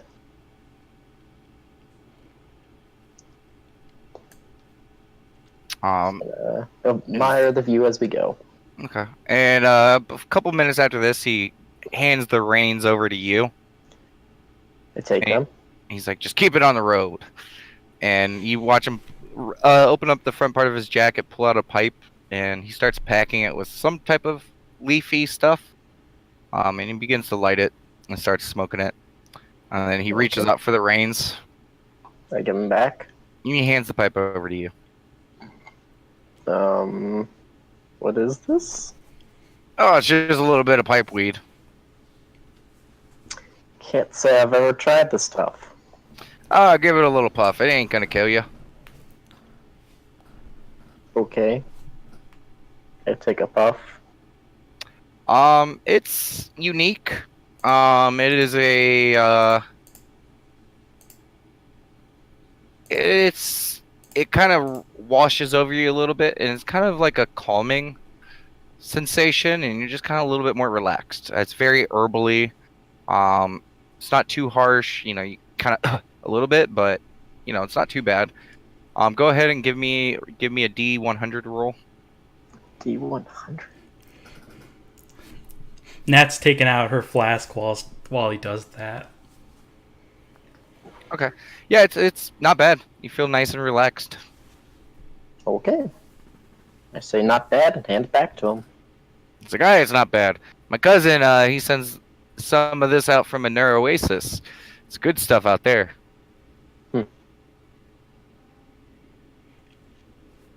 And he just continues along, trucking along. Anyone else doing anything? Nat's just taking a massive swig of her flask. Korn leans down to you, Conrad, and kind of whispers in your ears. Not like super whisper, but, like kind of like feigns whispering. And he's like, I think we can let this one go. As he's watching her just swig out of her flask. Conrad just kind of nods. He's just not really dealing with it today. Yeah. But do you say that over the earring? no. Oh, okay. I kind You of look in. look back through the canvas and say, "Hey, son, He's like, what? you still up to doing enchantments and stuff for us?" Yeah, I'll have to pick up some new supplies. Okay. I kind of tell him what I want, which is the sandals. Okay, he is completely ignoring you. Awesome. It's a pretty obvious ignoring. He's like, but he's also reading one of his books at the same time. And then he says something back to you in a weird language when you finish, describing what you want.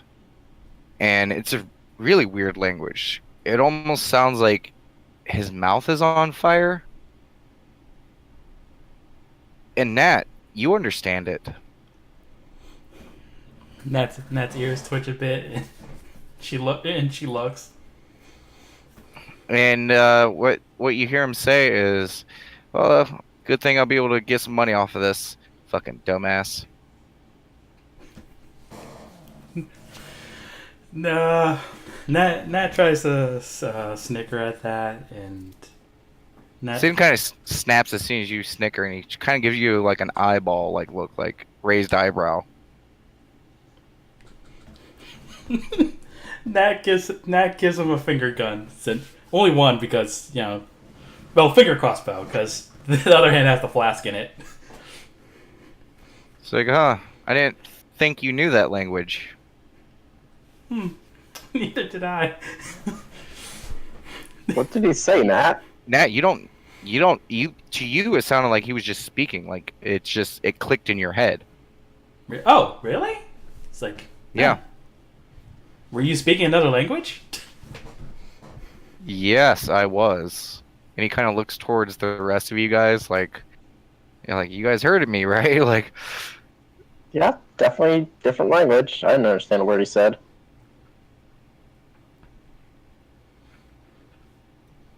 Oh. It's just like, ooh. Wonder what that's about. and he goes to speak again, and it almost sounds like grinding stone to the rest of you. But Nat, you hear it. He's like, I thought you could only speak Common and Elvish. I mean, yeah. And when Nat goes to speak, it sounds like fire is coming out of her mouth. And you guys cannot understand any of the words Nat is saying. Yeah, Nat, you're speaking a different language right now. I am? She says it again, like it sounds like burning fire, like That's like, No idea what you said, but yes. Different language. how do I turn this off? you're speaking Common. Oh, thank goodness. It's kind of hard for you to like realize what you're doing right now. And Sin just kind of has his eyebrow raised towards you. He's like, "When did that start?" This is the first time I've heard it. I don't know. It just sounded like he was, speaking like common to me, right? Out of character. Yeah, Yeah, it sounded like he was just speaking. Yeah, it just sounded like you're just speaking common to me. You've heard him speak this language before, Nat. Long ago, when he was trying to teach you about primordials, he said a few words in it. I mean, you didn't understand him then. Ooh. Guess you might have picked up something when you died. Yeah, let's not make that a thing. And she takes a swig of her flask again. Sin kind of smiles. She's like, "Why wouldn't we make it a thing? What happened, Nat?"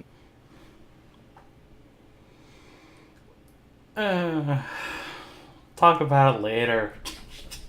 She's rubbing the back of her head. How was that, by the way?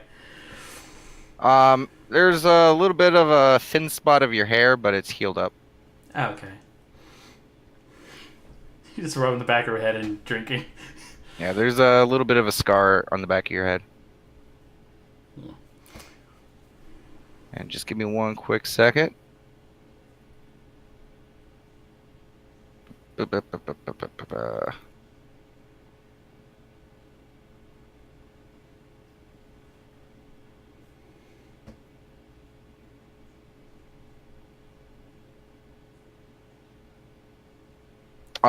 You hear Sin mutter like Gaza, and he's like, Nat, maybe you should tell us. And he's gonna roll a diplomacy check. Ooh, that is a 32.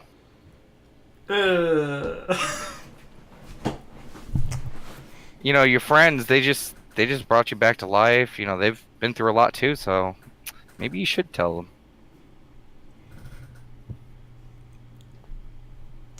Do you guys want to know? I mean, Yeah, sure, I'd like to know.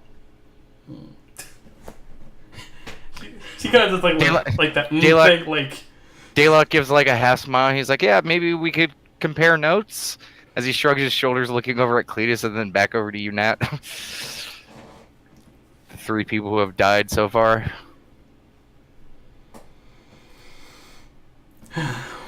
Okay. Yeah, glib tongue's a bitch. I'm sorry. She takes a big another big swig of her flask because Again, you don't have to. It's just you feel kind of compelled to. Not compelled. You're convinced that you probably. It's a good idea. If it's a good idea, then I'm doing it then. When I died, I got visions of my family and you guys. And I saw the stars, which were very nice, but pretty terrifying from that that perspective. Didn't really have enough time to fully enjoy it, but I heard a familiar voice. He was talking to me, saying, something like one of my children, came back to me, and I was a shell what I was when he left. I couldn't really recognize it at the time, right? At a character, like I couldn't recognize I mean, you it. saw what it was, but you've never seen anything like I that. saw it, but I didn't recognize it. Just to give you an idea, Nat, this is so you can, make it a little bit easier for you to describe what you saw. This is what you saw, but a little bit thinner and kind of hunched over. Give me 1 second.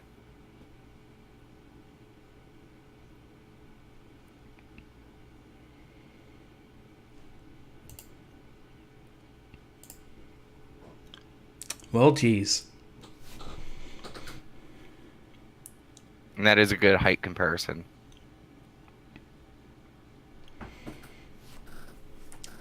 They Interesting. were massive and standing so tall, about 50 feet. I just realized I sent you the wrong image. Wrong.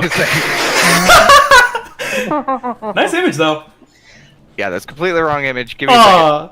Sorry. Making me look silly. It's very, very similar. Okay, just give me a second. Fair enough. Take your time. Oh no, I lost it. Where was it at? So I looked in with my shitty fucking failing eyeballs, and I'm like, wait a second, that doesn't look right. It's like, wait a minute. I'm like, zoomed in a little bit. I'm like, that's not right. Balls. Just give me a second. And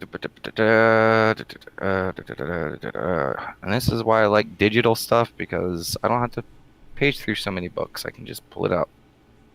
I think you're in Monster Manual 3.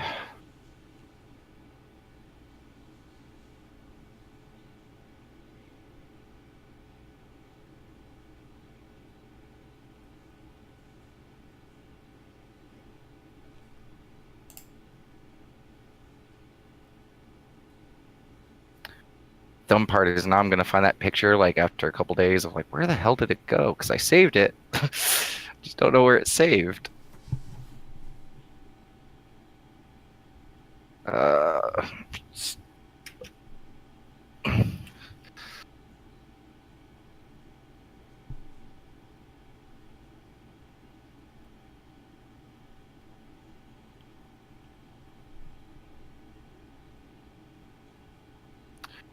Okay, now this is what you see. Sorry. No problem.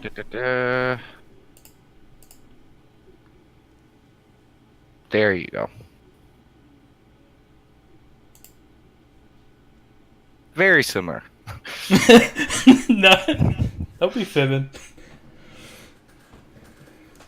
Okay, continue. Sorry about that. He looked like a tall, massive entity of fire with a bit of a slouch. And he was saying I was gonna follow him eventually, or it was. And the scenery didn't help at all. It was like molten, always full of fire, and that was one place I did not want to be, wherever that was. Can Kyra do an intelligence check to see if what she's describing was like the monster we faced as Nat? No intelligence check required. Sounds pretty close. It sounds like the thing that was possessing you.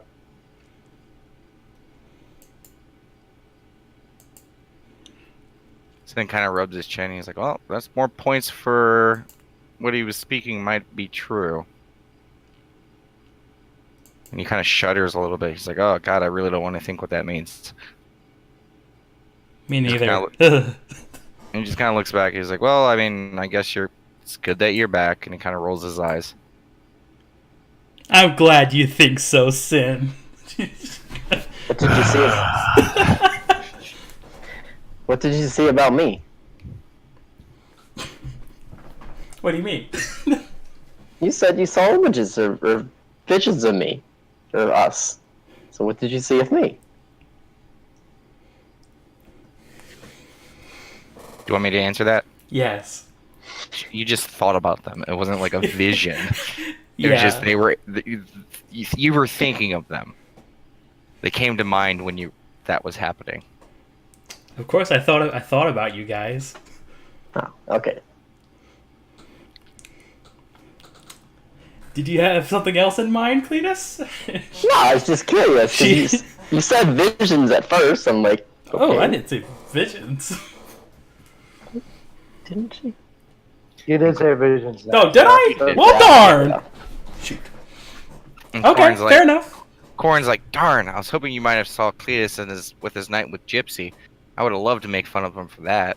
And he giggles. Yeah, the night with Gypsy, Cletus? Conrad says, like, he's a bit, like, wait, what? Fuck off, Corn. Hee. His happy expression the day after was enough. Nat says as she takes a drink of her flask again. Corn's like, is that what you call happy? I did that go well? I call it sarcasm.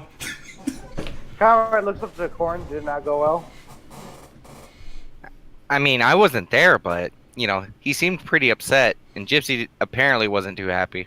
Okay, I got you. He's just, again, he's still looking at corn. I got laid. That was the important part.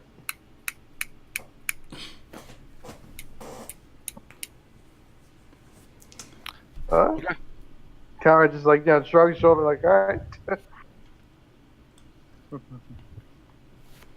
I don't know. Nat's just poking her fingers together. I just closed the curtain or whatever and just look away. Okay. Sin begins to start jotting down a whole bunch of notes in his book. And he speaks up again in the same weird language. Again, none of you guys can hear this. He's like, well, good thing is I just picked up this language, so it'd be nice to have someone to practice with. I'll give you that. It's the least I can do, Nat says. Do you say that in common, or... The other language. Yeah. You guys hear Nat respond in the same weird language. I'm just thinking they're gonna be talking like this all the fucking time. Are you thinking that or saying that? Thinking that. Oh, okay. Oh, I was gonna... Never mind. I was gonna have Damon Series do something. Fuck it, Damon Series is gonna do it anyways because he's feeling left out. He speaks up in a language that only Cletus can hear and understand, and he's like, "Don't worry, we got our own." Or Swan in Dwarven. That's true. Without you knowing, I secretly speak. No, I'm just kidding. Okay. How's Conrad doing? There's a reason why I'm being quiet. Like, he is actually quiet. How you holding up, Conrad? Nat says. I hate this place, Conrad. This is a horrible mission. And where's Conrad in this seating order thing? Probably across from you. Nat gives him a few pats on the hand. Just like, it's okay, Conrad. Me too. As she does that, Corn pats you on your head. Conrad's He's like, rolls there, his Harmony eyes. boy. Again, Conrad rolls his eyes. He's just like, I want to go home. Corn's like, home or squawking box? Squawking Box is home, Conrad says. Conrad's speaking our language. And Damien Sir just kind of looks over. He's like, yeah, well, I mean, we'll get sick of it after this first week or this week coming up, I'm sure. I mean, yeah, we just had the Exodus. I mean, that was a few weeks ago. Jeez.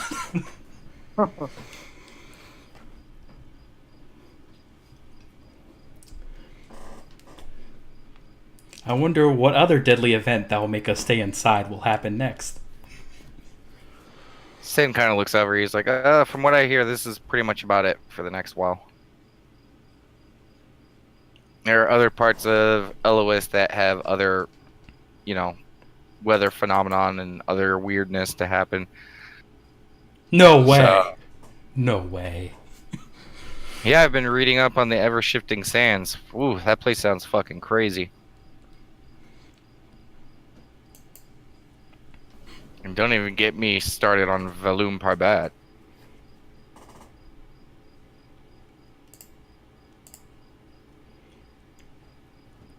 And Daylocus just continues to sit there smiling.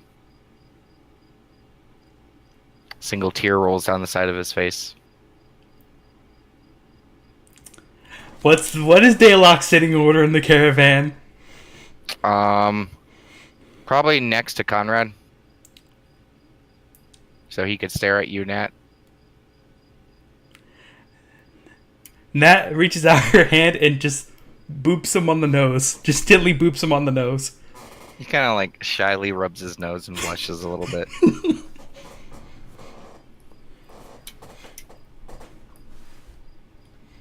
You okay, Daylock? He kind of wipes away on his cheek and he's like, yeah, I'm just a little shaken up. We just met up again and I thought I lost you.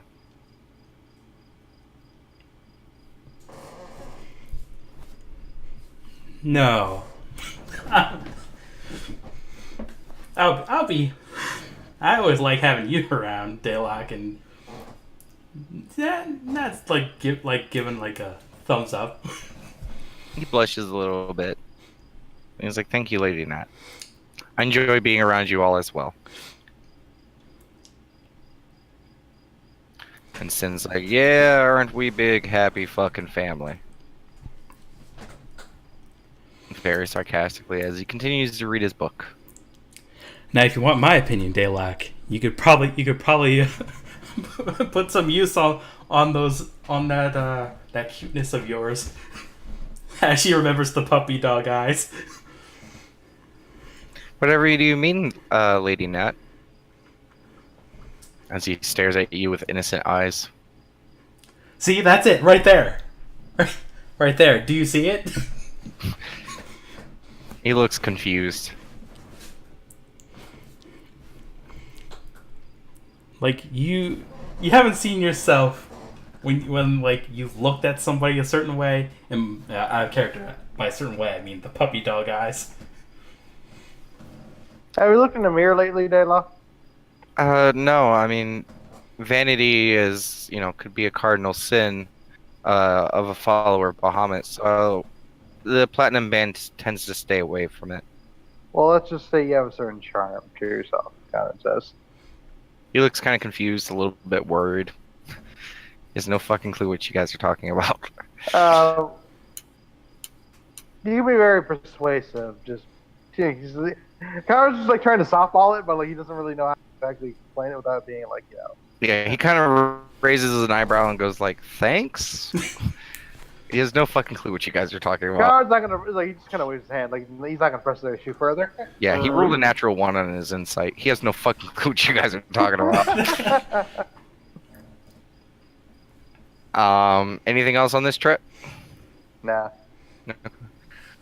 Morning turns into afternoon. Afternoon turns into late afternoon, and you guys make your way past the Eincrad Farms. You guys make your way up to Lateste, and after a little bit, you guys hear Cletus, you see that you are approaching the gate, and it is sundown. Next, like 30 or 40 minutes or so, you guys make it to the gate, and the sun has set.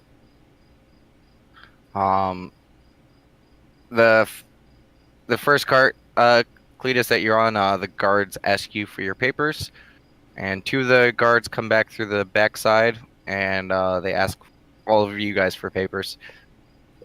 Show them Does my so. papers. Yeah, show them. Okay. First cart goes through. Second one, guards go and check it, and it gets let through. And the third cart just goes right by. They don't check it. They don't stop it at all. It immediately follows behind. And you guys pull up, and it goes. You guys pull into Latest, and Sin kind of looks towards you guys as you guys are making your way towards the market area, and he's like, "I'll meet you guys over there." And he hops out of the back of the cart. Out of character, is like what time is it exactly? It's a little bit after nightfall. So it's like night, like 8 o'clock or so. It's around 8 or 9. So are we going? Where are we going exactly in the cart? You guys are now passing past the market. It feels like you guys are pulling away towards the manor and the Welton. Kara goes like, yeah, I'll catch you guys later, and he jumps off the cart. Where are you going? He's just gonna be walking. I don't think you would have seen this, Cletus. No. Unless you've been sitting this whole time with your head in the back of the cart. No. Did I hear him? You probably heard a commotion, and you probably heard him leave. Mm. Like a little ching-ching of him hopping out of the back of the cart. You probably felt it shift a little bit. Okay. And Damasaris quickly looks around, and he looks over at you, Nat. He's like, so you're talking to Captain Welton, right? Sure. He kind of punches you in your shoulder a little bit. Light. But it's still a large fist. So you kind of knock back. He's like, I'm just kidding. Me and Cletus got it. I could come with you if you want. Well, of course you're coming with. It's just I've noticed that you've never talked to Captain Welton. He seems nice. Okay.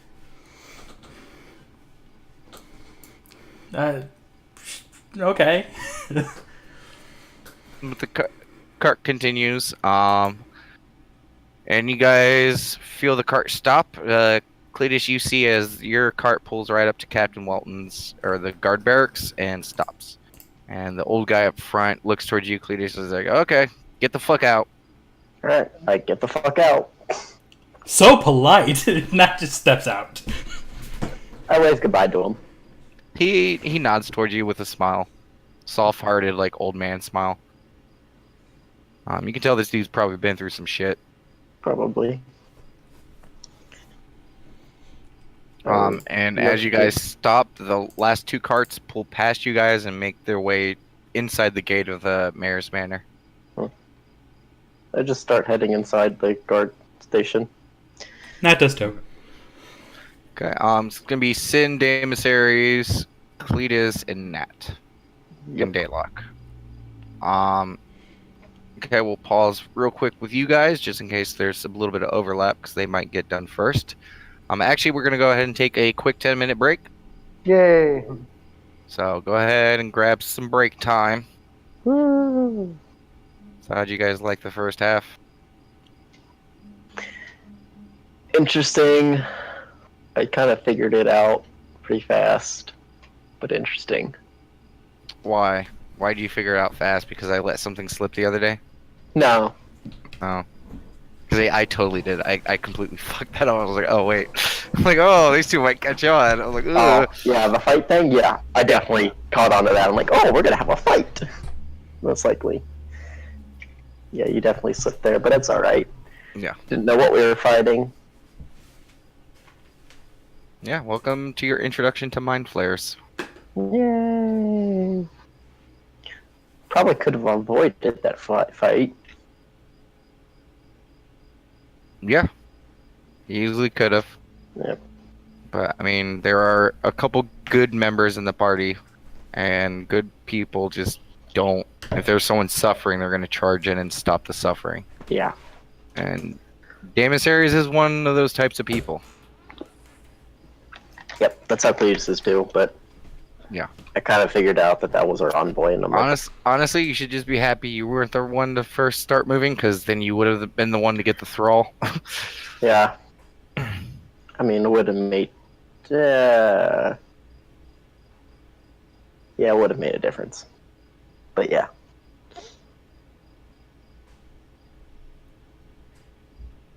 Yeah, now you guys know that a mind flare, if they grapple you and bore into your brain, you just die. There's no damage attached to it. It literally says in the monster card, it's first the tentacle grab, then you bore into brain, and You did. once it happens, you're dead. I was wondering about that. Yeah, I mean, they have two options. They can either turn you into a thrall or eat your brain. Mm-hmm. And he was hungry. Yeah. You guys faced a mind flare. Um.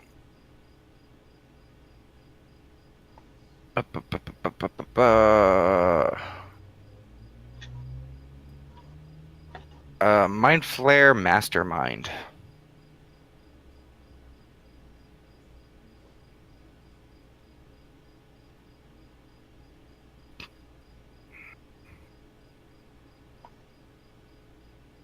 Yeah, the nasty part about the charm effect that he has is both of them, there's no save. Like, once you're enthralled, you're just enthralled.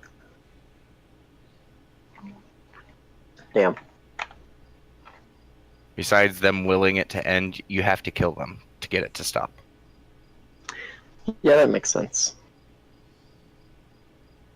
And he has some nasty immediate interrupts and stuff, too. Yeah! Just, throwing it at them. Yeah. It's Like, literally, oh, it's shit. the move is called interpose thrall. When targeted by an attack, it's an at will. The mastermind redirects the attack to an adjacent thrall. So as long as he's surrounded by thralls, you just can't hurt him. Damn. Yeah.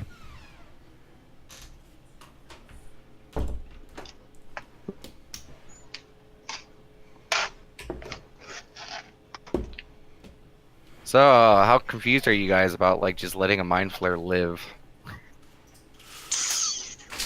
Not terribly confused. I think I'll hopefully be finding out more information when we talk to Wilton.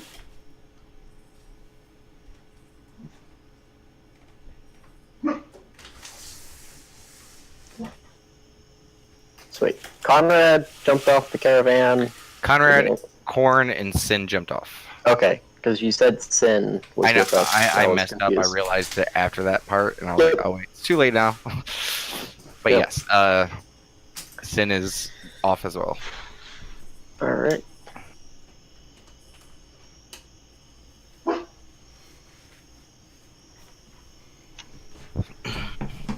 I'm dog sitting this week, so if you hear barking, that's the dog.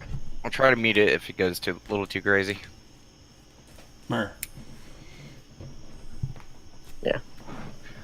Yeah, that was a pretty evil setup for my end, because when I first planned this quest, when I was first writing the campaign, I was like, I wonder how they're going to deal with this situation.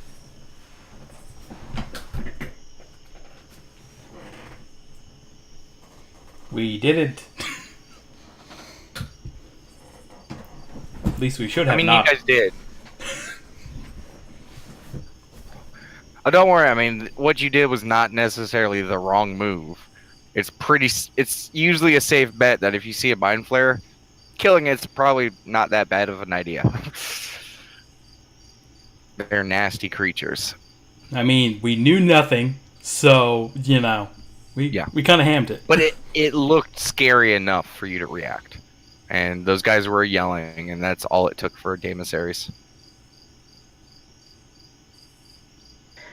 I mean, technically, we still completed the mission. Yeah. I mean, did we? We attacked our envoy. Yes, but we didn't hurt them. Yeah, you That did. was to make sure. We did. Yes, Oh, yeah. Matt hurt him. Yeah. So did Conrad, actually. Oh yeah, Yes, you you did. I'm the only one that didn't hurt him.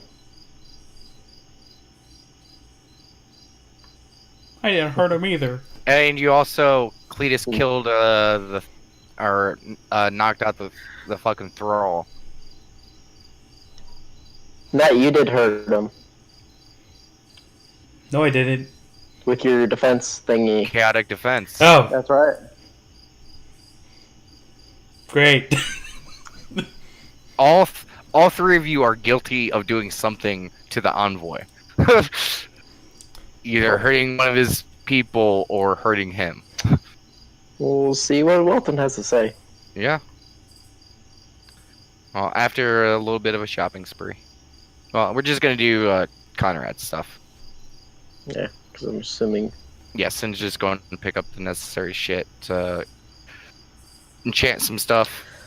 I'm guessing Corin is heading to Yuan. No, he's with Conrad. Speaking of, like, can we actually still do shopping? You're out of the cart heading towards the shopping. All right, perfect. The shops are open. Yeah, I've yet to roll the dice. About ready to do it right now. Come on, Valmart. Okay. I'll roll for that one as well. I'm back. Okay, ready? Yep. Okay. Conrad, you just hopped out of the back of the cart. The cart begins to pull off, and you see Sin going towards Melonodius's. Conrad's heading to Bilmar and Bilmar's. Okay. You watch as Sin goes up to the door, and it opens, and he goes inside. You continue kind of rushing through the market because you know it's kind of close to closing time. But you get over there, and you see. I'm gonna pull up the notes because even I confuse it sometimes on which one's which.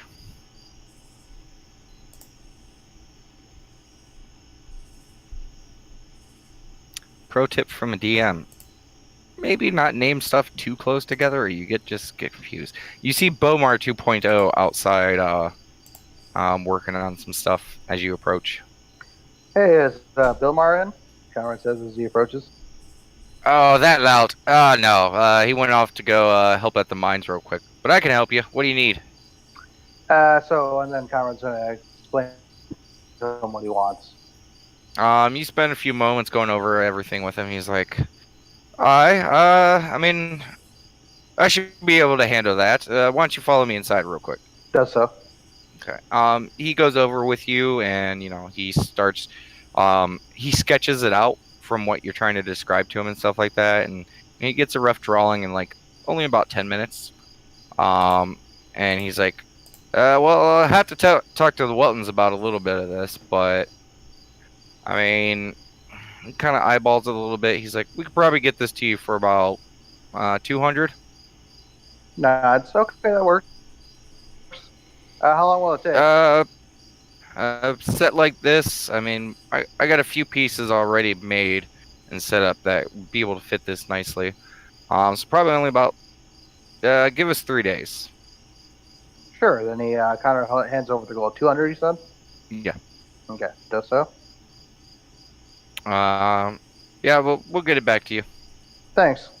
It'll probably be me walking over since, I don't really have to worry about the fall. As he like taps on his head and it's like ding ding ding. Yeah, we'll probably be at the squawking box. And Corn speaks up. He's like, "So what is that like?" And Bomar looks at him. He's like, "What do you mean, you little runt?" Well, you're all metal and stuff now. What's that like? Oh, I mean, what's it like to be fleshy? Corn like pokes himself a couple times. He's like, it's soft. He's like, well, this is hard. And you hear Corn giggle a little bit. All right. Well, thank you for your time, Conrad says. Catch you later. He nods. He's like, well, keep warm. And he starts heading out. Okay. You do so. And as you're going through the market, you hear over the earring, you hear Sin saying like, hey, could I get a hand with some of this stuff? Yeah, actually, can I talk to you real quick? Kind of go over the earring as well. Like, there's something I want to do after I get this thing done. Okay, well, head over here then. Does so. Okay. You get to him, and he's needs help with carrying a couple crates of supplies. Yeah. You see one box just floating by itself, and you see a light shimmer of almost like a humanoid form Mhm. carrying the box, and then there's another one right behind him. It's a total of 4 like crates worth of stuff. What the heck's that? Conrad says, pointing at the shimmering thing. Oh, that's Melanie notice. He's giving me a hand since I helped him out the other day. No. So, out of curiosity, and then Conrad describes what he wants to do with his potential armor once it's done. He's like, yeah, I figured there'd be more of you guys asking for enchantments, so that's why I got all this stuff. All right, so like you already have the stuff for it. Yeah, I bought some surplus just in case you guys needed some extra stuff since we're on break. Perfect, thanks. And then Conrad kind of helps him with the boxes. And he's like, but you still need to pay me back for it. I totally will. Conrad says. But you guys help him get over there to Yeah. the squawking box. You guys who are at the Captain Welton and the guard barracks, you guys approach, and there's 2 guards outside, male and a female. The female has tufts of red hair kind of poking out parts of her helmet. And they're kind of just standing out there as you guys approach. Oh, hello. The male nods towards you. So, Welton in? Yeah, he's been waiting on you guys. Awesome. Can we just head on up then? Of course. Proceeds to head on up. You open up the door, you go inside. You see, you guys have arrived around this time back to Lattes quite a few times now since you guys have been here. And as you guys approach, go inside, you look to the left and you see the little room with the tables and stuff. You see a few of the guards eating. It looks like an apparent guard shift. But you make your way up the stairs, go up to the 2nd floor, and you approach the 2nd floor, and you see Captain Welton's office with the door open. And he is furiously penning down stuff in a book. Hello, Captain Welton. Hi. He raises his head, and there's just like a dead glare at you. And he motions you very, very quietly to just enter in the room. I enter. And he continues to write, and to write, and to write, and a good 10-15 minutes goes by. And every once in a while he looks up at you guys, and he just kind of eyes you up, and he just continues writing. And then you guys hear over your earring the conversation between Sin and Conrad. And then after a few moments he sets it down, and he's like, okay, so this debacle we find ourselves in. And he just kind of looks at you guys. He's like, you guys have done a lot of good for Lattes, but he kind of looks around to see if any of his soldiers are outside of the office, and he's like, you all fucked up. We know. It's kind of weird circumstances, though. He kind of nods. He's like, well, just be happy Zimmerzax is being very lenient in this situation. Attacking an envoy of Bator during this time of year usually results and ends with people's deaths. But I've heard they sent word when they were leaving towards Lattes, the Crown Guard from Celestia, they informed that the blood was paid. So thank the gods I don't have to kill any of you. One sec.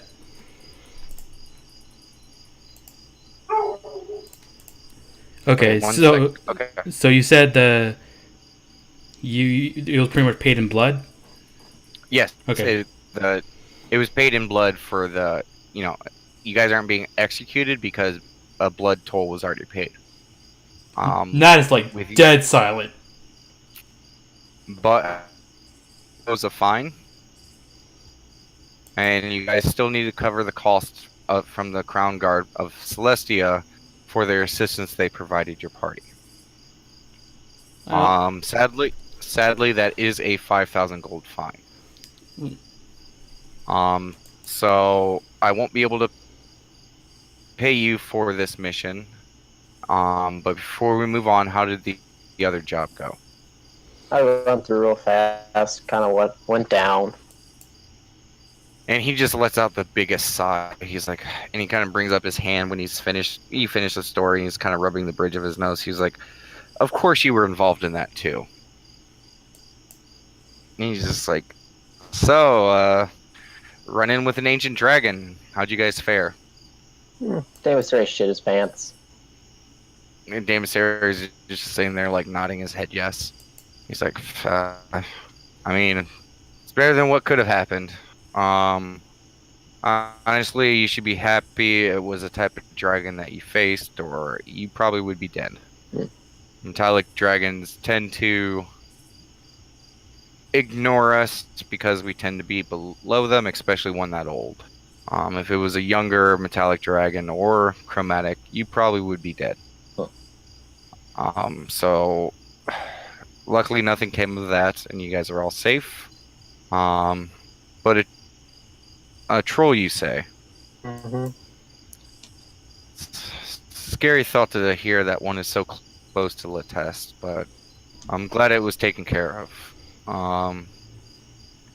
So again, I won't be able to pay you for that job, but I will be able to pay you the sum of gold for the crocodile heads if you brought them back. Conrad has them, but there were only 4. He kind of sighs. He kind of looks you guys up and down. Okay, he rubs the bridge of his nose. And he reaches in his desk and he pulls out a little coin purse and he starts counting out some gold. And he slides it over to you, Cleus, since you're probably the most forward person here. I'm confused. Why are we paying a fee for the Celestia Guard? He stares at you very sternly. He's like, "You should be happy that's all you're paying." I know, I'm just curious. And for the Celestia Guards, they did revive her, as he points to Nat. Nat's like looking. She's not even looking at Wealth. She's looking down at the floor. Just. Resurrection does not come cheap. You should all be very happy that they just happened to be prepared for such an occurrence. I am. She says very quietly. Just. Okay, I just wondered that's what the fee was for, and not something else. And I retract something real quick because I did the math wrong. He actually reversed time a little bit. He does not pull out the coins. Kind of puts his hands together. He says, "Well, with the bounty for the crocodiles and the escort job, that was 4,000 gold. As part of the fine, we still needed an additional 1,000. Yep, makes sense. And Daemosaries gets into his coin purse and kind of looks towards you guys of like 250 each. There's only 3 of us here. There's Daylock. Oh yeah, 250 each. And Daylock pulls out his money. Damon slowly, like, you watch as he's taking out these bundles and he's kind of like eyeballing them and like setting them down and like trying to do it. And he kind of looks at Welton like expectingly, and Welton's like gives him like a half-hearted thumbs up, like, "You're good." And go ahead and mark the 250 off from all your guys' stuff. Okay. Who's Damon, by the way? Damon, god damn it. Damon, serious. I had a family cookout. There was a lot of sun today. I'm getting kind of tired. I've been up since like early this morning. Okay, I'm petering out a little bit. You're fine. I just wanted to poke fun at you. I could have paid for it, guys.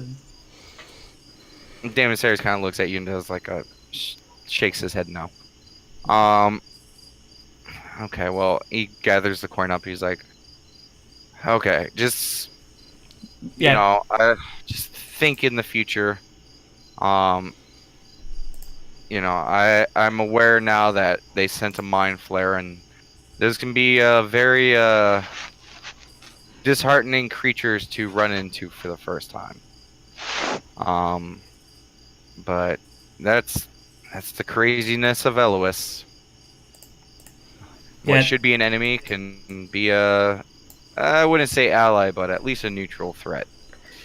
I want to say this in the most passive, just neutral zone, their voice, that I understand we're lucky that we're not being killed or whatnot, but if we would have known this ahead of time, we could have avoided this whole thing of who we were transporting, or what we were transporting. Give me a charisma check. Diplomacy. Let's see. Just to see how well you said it.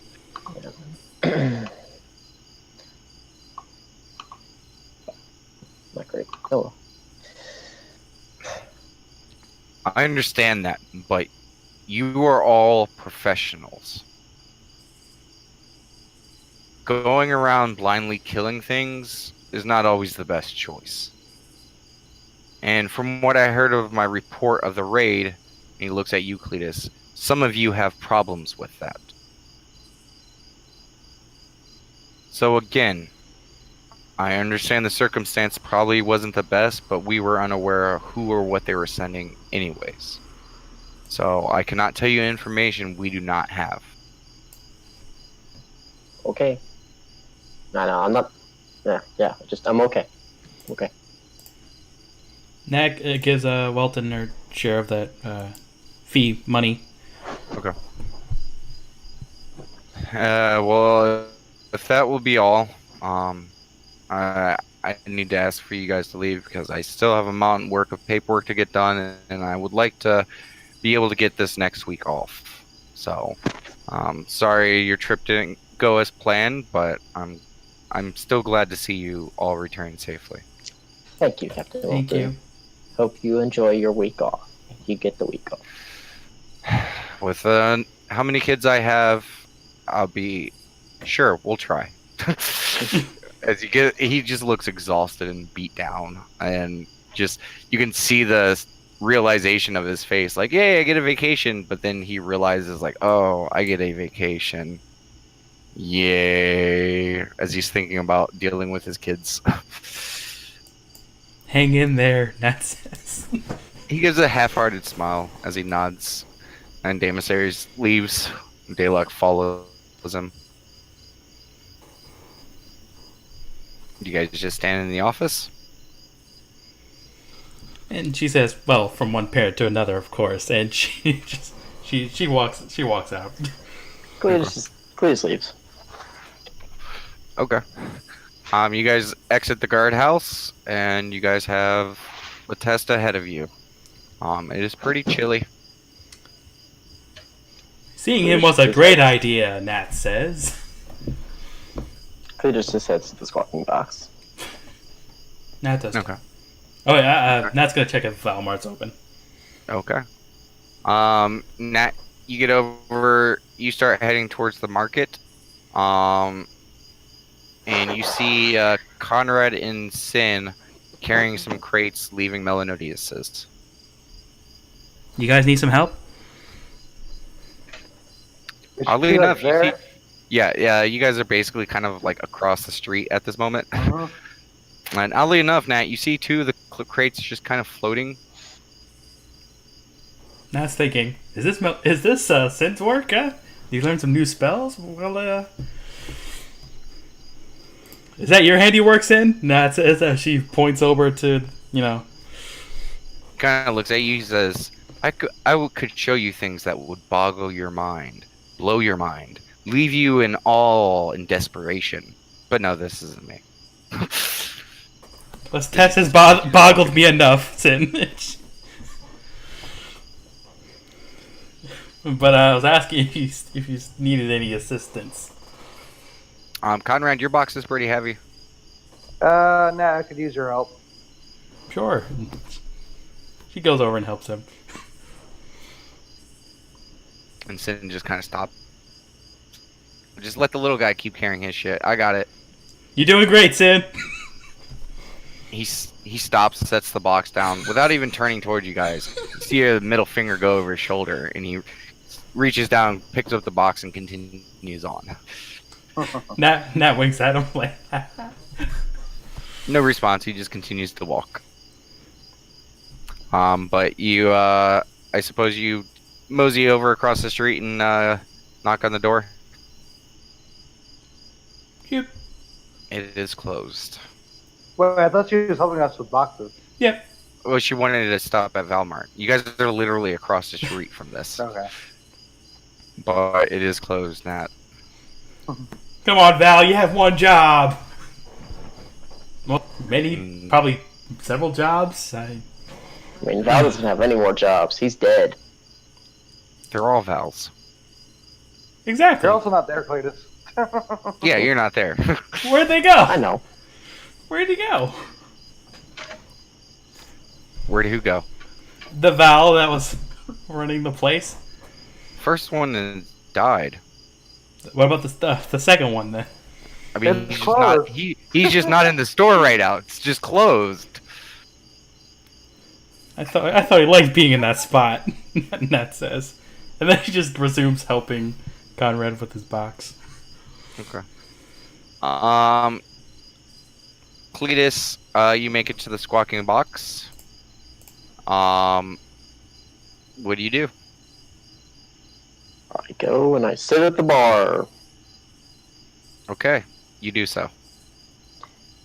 I ask Lady Cat for some dinner, please. Or who is at the bar? It's Lady Cat, I ask obviously. Lady Cat for some dinner, please. She's like, "Oh, welcome back, honey. Good to see you back. Good to I'll be fix you back." up here in a second." And she finishes what she does and then goes in the back room. And after a few moments, you hear the door open and you see Sin walking in with the box.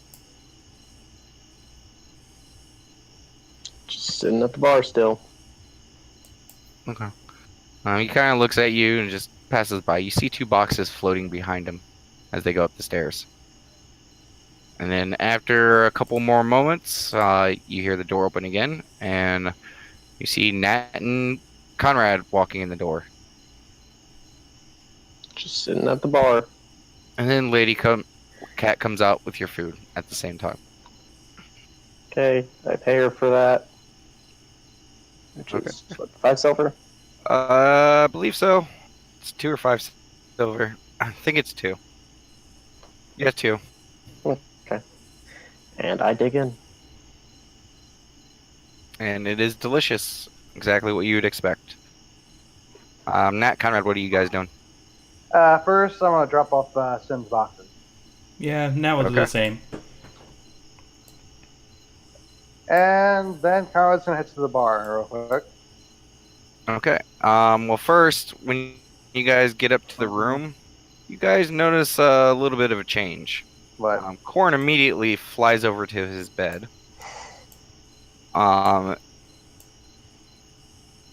As you guys can see over here, yeah. yeah, his bed is now upgraded. hmm And Corn flies over like, woohoo! And he goes and starts shifting around. And the second thing you notice is, looks like Sid may have rearranged a little bit. There's some new stuff in the corner of the room. What's that, Sin? It's my workstation. Cool. Darndest thing is I can't even remember setting it up. You asked Belton for it? No, I was just working, and one day it showed up the next day. Hmm. The day you guys left, it was just here. Conrad just walks out of the room. And he goes down to the bar. Okay. And I'm gonna just go ahead and grab Corn and throw him in bed.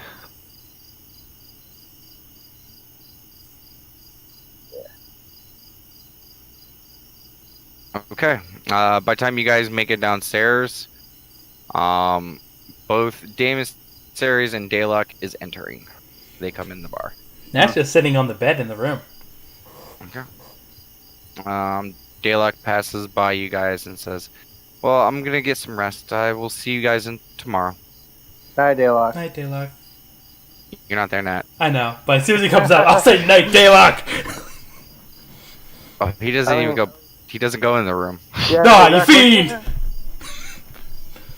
And Damus Ares is gonna join you guys at the bar. He needs a drink. So Conrad's gonna ask Cat, like, hey, Cat, How can I help you, dear? can I have a bottle of whiskey, please? And a good one too. A good one? Like, how good are you wanting? Hang on, let me see my gold. Real quick. Let's see. Whatever would account for like 30 gold worth of whiskey. Okay. She gives you a nice bottle of whiskey. And she's like, there you go. Can I have a couple of glasses with it? Oh, of course. And she slides you two mugs. Thanks. And then he's gonna pick it up and he hands her the gold, of course. And then he's gonna pick it up and go up to his room. Okay. You do so. Yep. Demissaries purchases 2 bottles of wine, and he slides one down the table towards you, Cletus.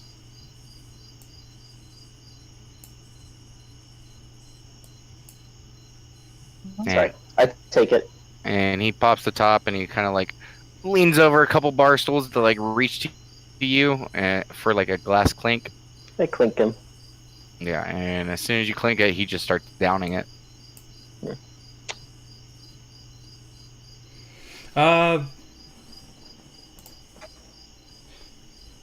This pretty much like a restroom here with like a closed door in it or something. Yeah, it's the restroom area. Oh, cool. And that's gonna change back into her shirt. Okay. She's gonna do that for a few. Okay.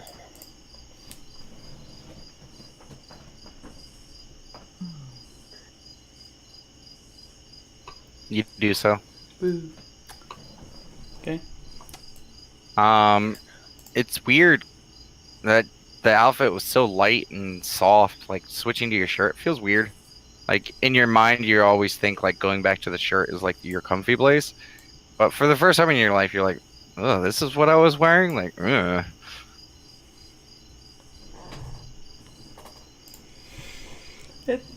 Ugh. Like this is a little bit more coarse than I remember it. Why is there a random table right there? Wait, that's the table, right? Oh no, there was just a random table here. I deleted it. Just a random table on the ground. I don't know what it was. Probably Daniel was using it for a footstool. I was just, I put it there. It was a token for a table. I just don't know Yeah. why it was there. Yeah. Anyway, so Conrad enters his room holding his bottle of whiskey and glasses. Okay. And So he you goes. got 2 mugs. Yep. He sits at the table, and he pours himself a glass and starts chugging. Okay. You do so. Yep. You watch as Sin is, kind of stripped down a little bit out of his robe. He still has like his under clothing on. Okay. So I'm like, wait, Sin's stripping? Oh, okay. And you watch him as he places it on the stone, the slightly raised stone platform on the ground. And you watch him as he sets it in there. He starts setting up like incense and stuff like that. And then he begins to start chanting some words and stuff like that. And you watch as he's beginning a ritual. Conrad pays it no mind, just continues drinking. Okay. Cletus and Demissaries. Cletus, what are you doing? Hey, Demissaries. Yeah, what do you want? I really feel like punching something. He just picks up his bottle and starts taking a few really big swigs. He's like, okay, let's go. And Lady Cat's like, "Did you boys need my help?" I think we'll be good. And Thank he you. quickly snaps over to Lady Cat, like, no, we're good. Like, no, well, nope, we're good.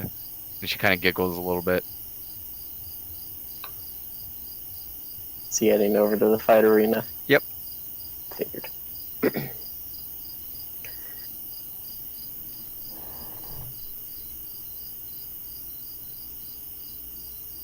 Okay, let me go ahead and clear. Okay, go ahead and roll initiative.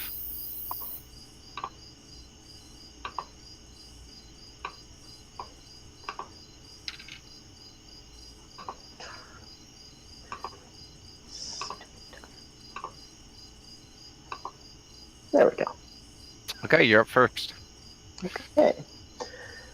Let's see. What I can use.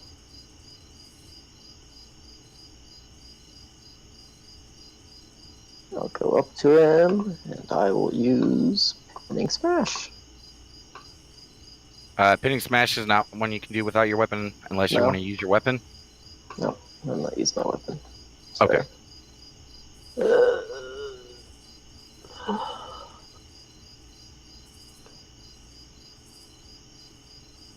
I'll just use Goring Charge then. Okay.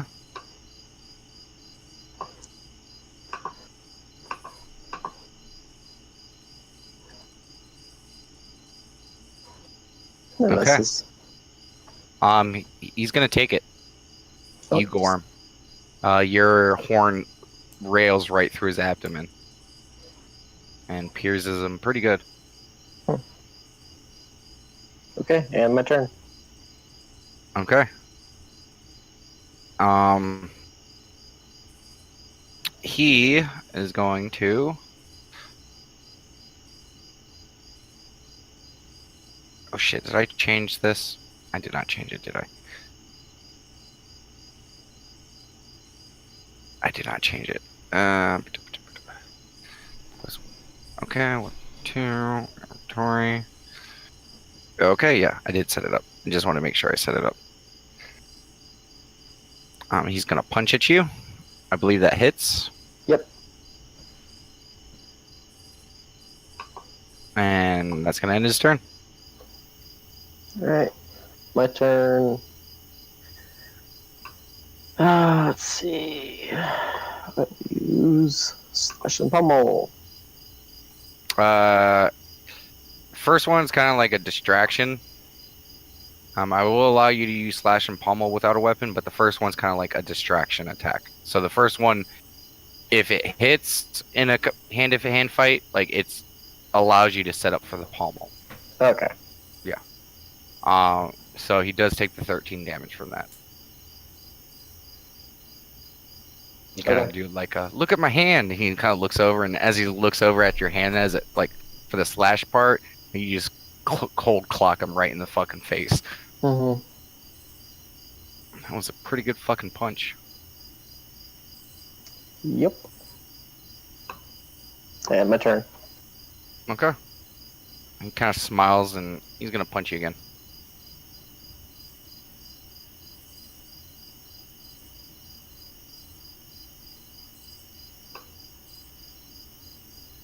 Okay. Then, Jesus Christ, he's rolling high. yeah, but I'm gonna use, Unbreakable. No. And just take no damage.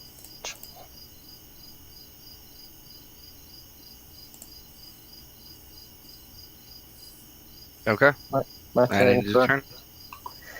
Alright, I can use Bolt Charge, right? You'd have to back away first. I'll back away. It's 2 squares. 2 squares. Yep. He's gonna be able to get an opportunity attack on you Mm-hmm. as you're walking away. 2 19s in a row. Wow. 10 damage. Okay. Bolt Charge. Go ahead. I'll full charge. Duh. Misses. He takes it. He's gonna take it. So he gets knocked back. What was it? 5 and gets prone.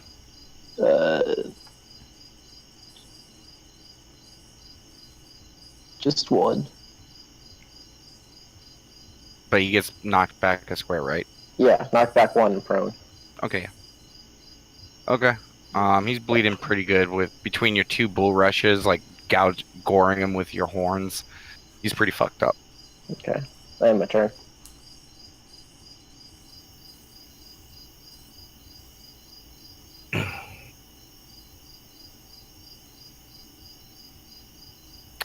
He's gonna grapple you. Yeah. 26 to your fort. Yeah, that hits. Okay. You are now currently grappled. Yay. It's your turn. All right. What can I do while I'm grappled?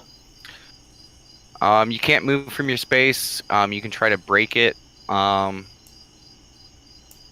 a standard action. Okay, Wait, I'll wait. try to Double check break it. Okay, let me double check whether it's second there. I'm like, wait, is it a move or is it a standard? Luckily, I have the grab and stuff. Grab, escape. It's a move action. Okay, I'll do it as my move action then. Okay. Go D20? ahead. Yeah, go ahead and do an athletics check. No. Oh, natural one. Okay. Yeah, you fail to break it. Yeah, I figured. I would say because of the natural one, you kind of like get yourself in a worse position, so you really can't move after that.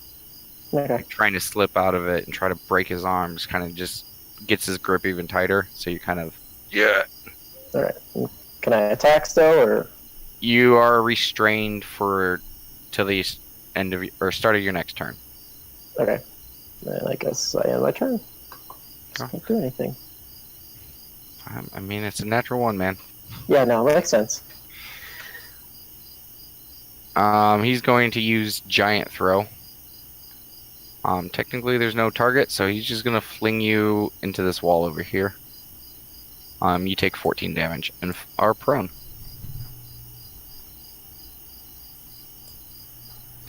And he's just gonna walk over here.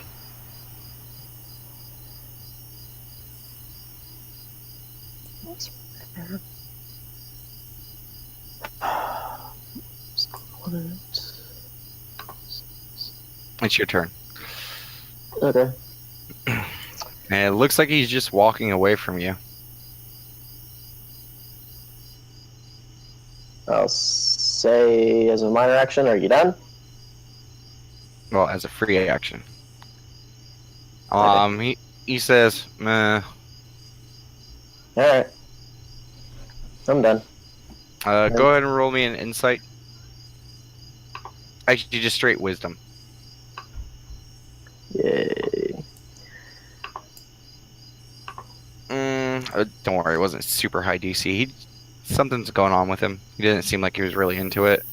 You could tell a couple of the moves seemed like it was going to miss, or like he had the chance to block it or something like that, and it just seemed like he didn't. Alright. I just head back to the bar then. Yeah. He's gonna grab his bottle and he's like, "Sorry, it wasn't a better fight, but just not really feeling it." Yeah, you're good, dude. I am going to chug my bottle of wine. Okay. You quickly get into, heavy buzzed. The adrenaline of the fight starts to wear off and the alcohol starts to pour in. So, but as you guys approach the bar, like Lady Cat reaches across the bar and kind of like, she really has to like really climb up to do this, but she kind of reaches up to Damon Sir. He's just kind of looking down at the bar and kind of raises his head by his chin, and she's like, "Oh, don't worry, honey.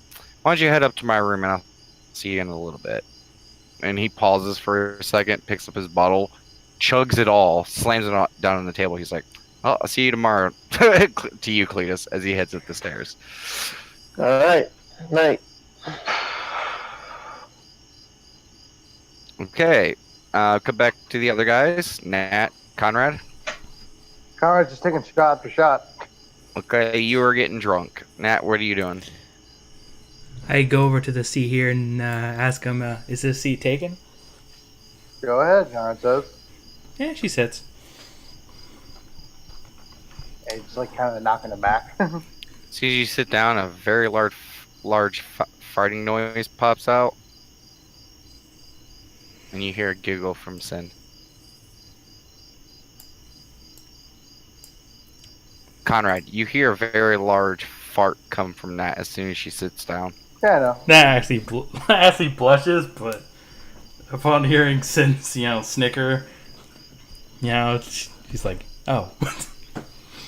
Yeah, exactly. Yeah, Conrad doesn't really get two shits right now. She's like, whatever. Yeah, he's just continuing to drink. What'd you get? Nat says. Whiskey, I think, and he's like, "You want some?" I'd love some.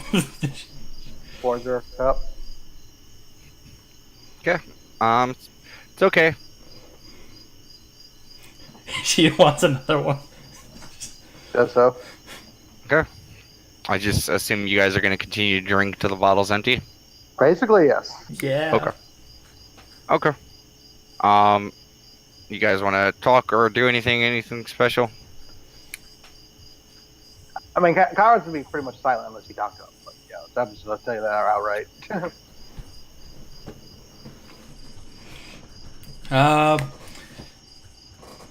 Yeah. Nat takes another swig at some more whiskey, and she looks at Conrad and says, "Did you really mean what you said, Conrad?" And she takes another swig and asks for more whiskey. Pours her some more. I need everyone to give me a perception check. Okay.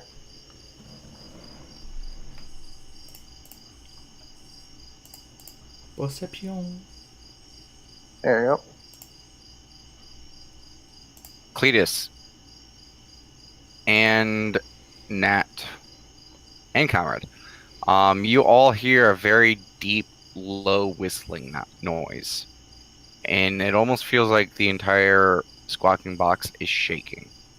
And Sin goes over towards the window. What's going on? Conrad does Sin. He doesn't break away, and he just kind of motions you guys towards the window. Does so. Cletus, what are you doing?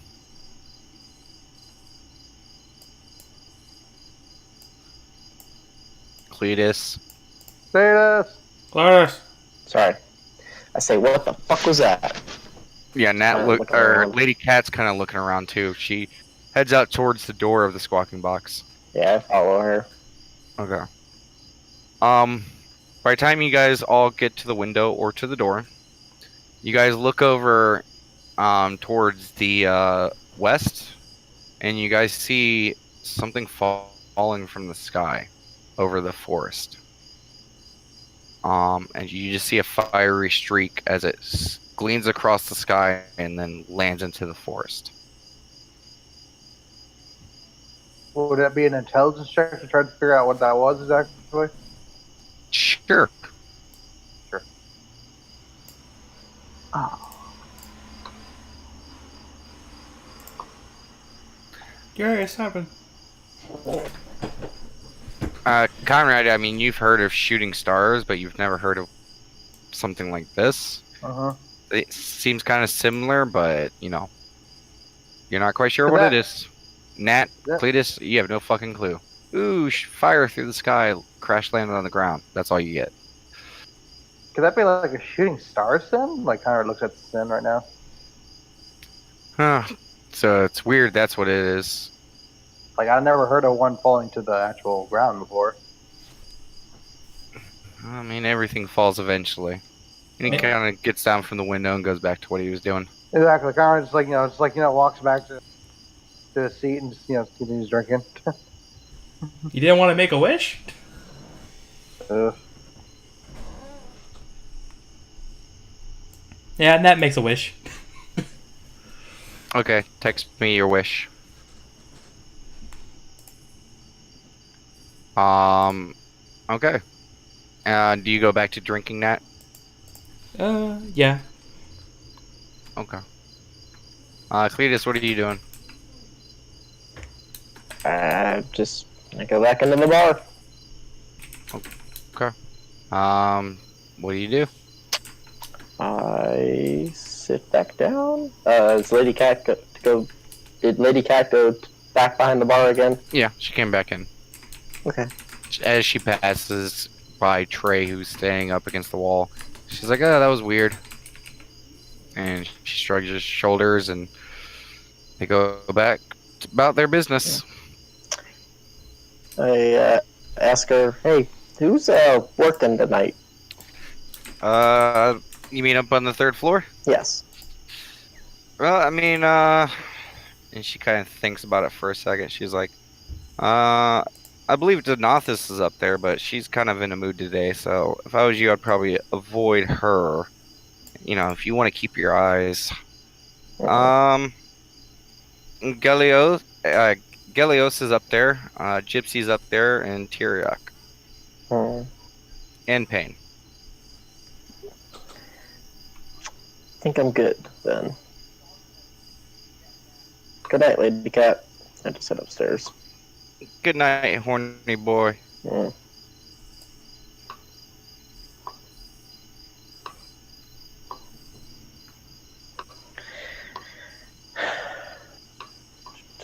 You guys watch as Cletus enters the room and plops down on his bed, I guess. Yep. Drop my hammer, drop my shield, and face first into the pillow. Doesn't even take his scale mail off. True warrior right there.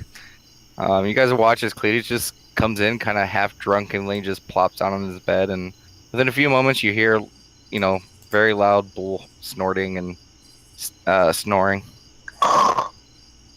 Yeah, it's pretty obnoxious.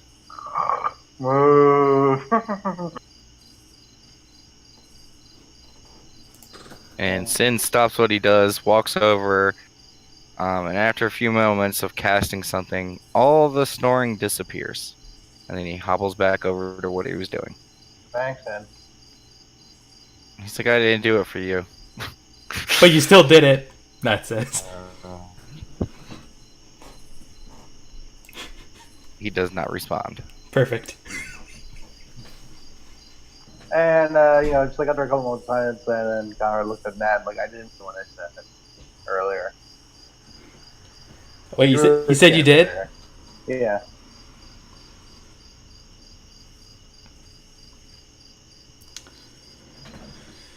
It felt really nice having someone say that they needed me. It's something Loire never said, but hearing it from you made me very happy. And yeah, out of character, I did have a little bit of teary eyes when he said it. You hear a very high-pitched, somewhat muffled voice coming from a giant stack of pillows in the room. Don't worry, Nat. We all need you. Nat does his snap finger guns at Corin. You can't see him. It was... Nope, I've given it to him. It's heavy implied. I mean, yeah, if you hear noise coming from the pillows, yeah, it's kind of like, yeah.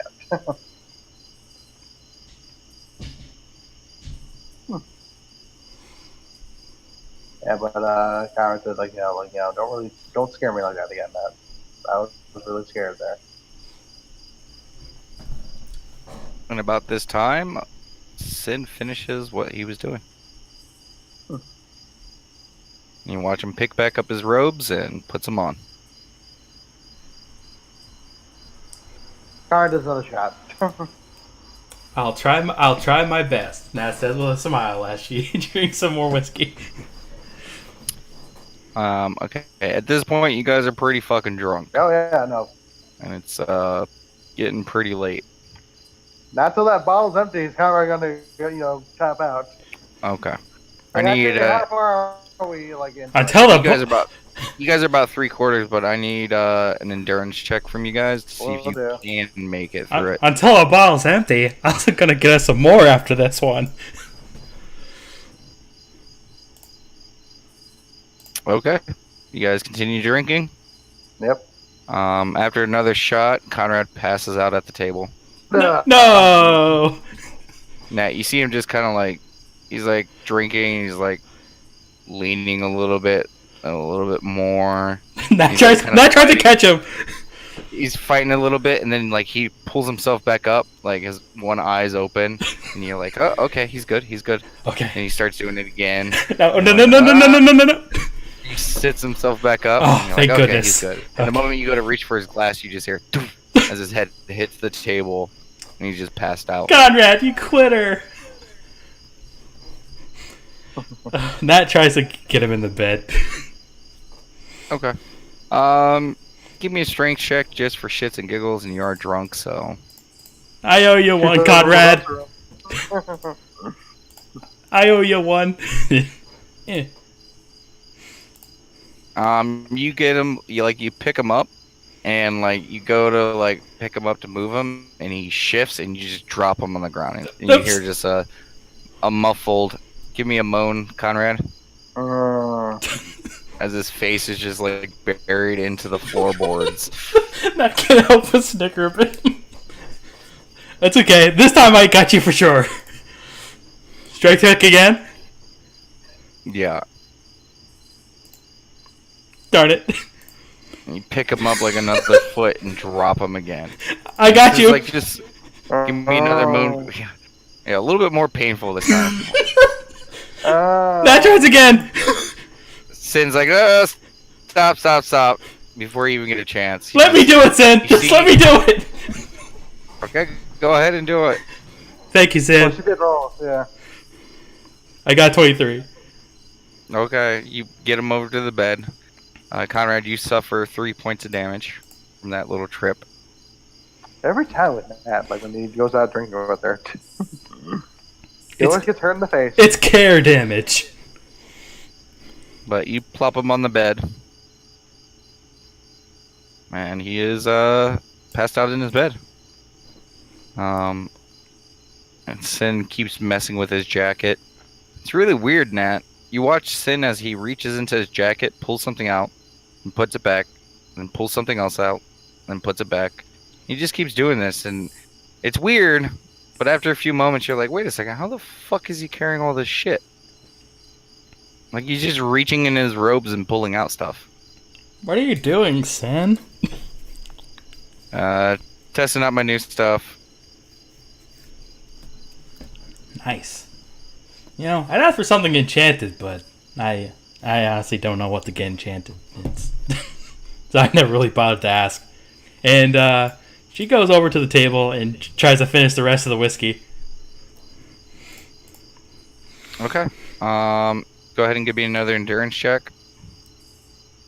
I'll finish what you started, Conrad. Okay. As you pass out from drinking. Did I finish it? Oh, nope. Darn!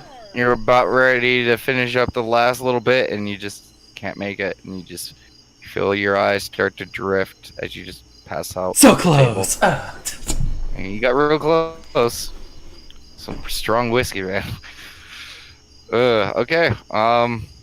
So night finds you all. You guys all drift away to sleep. And that's where we're going to end tonight's session. Yay. We're ending a little bit early since Corin wasn't here, and I don't really want to get into the fall stuff without him being able to, decide what to do. I don't want him to have a wasted day or two. Yeah. So what we will do is, next week we will do an off-screen fall for the first week. Gotcha. Because after that first week, there's chances every single day after that for the rains to die down enough for you guys to actually walk about town. So basically we'll do that week, and then every single day, we will start next session at the end of that week, and then it's just going to be a couple days of you guys being able to do stuff, and I will roll every single day to see if and when it rains, and you guys will go from there. Okay. Okay, go ahead and end the stream, Nat.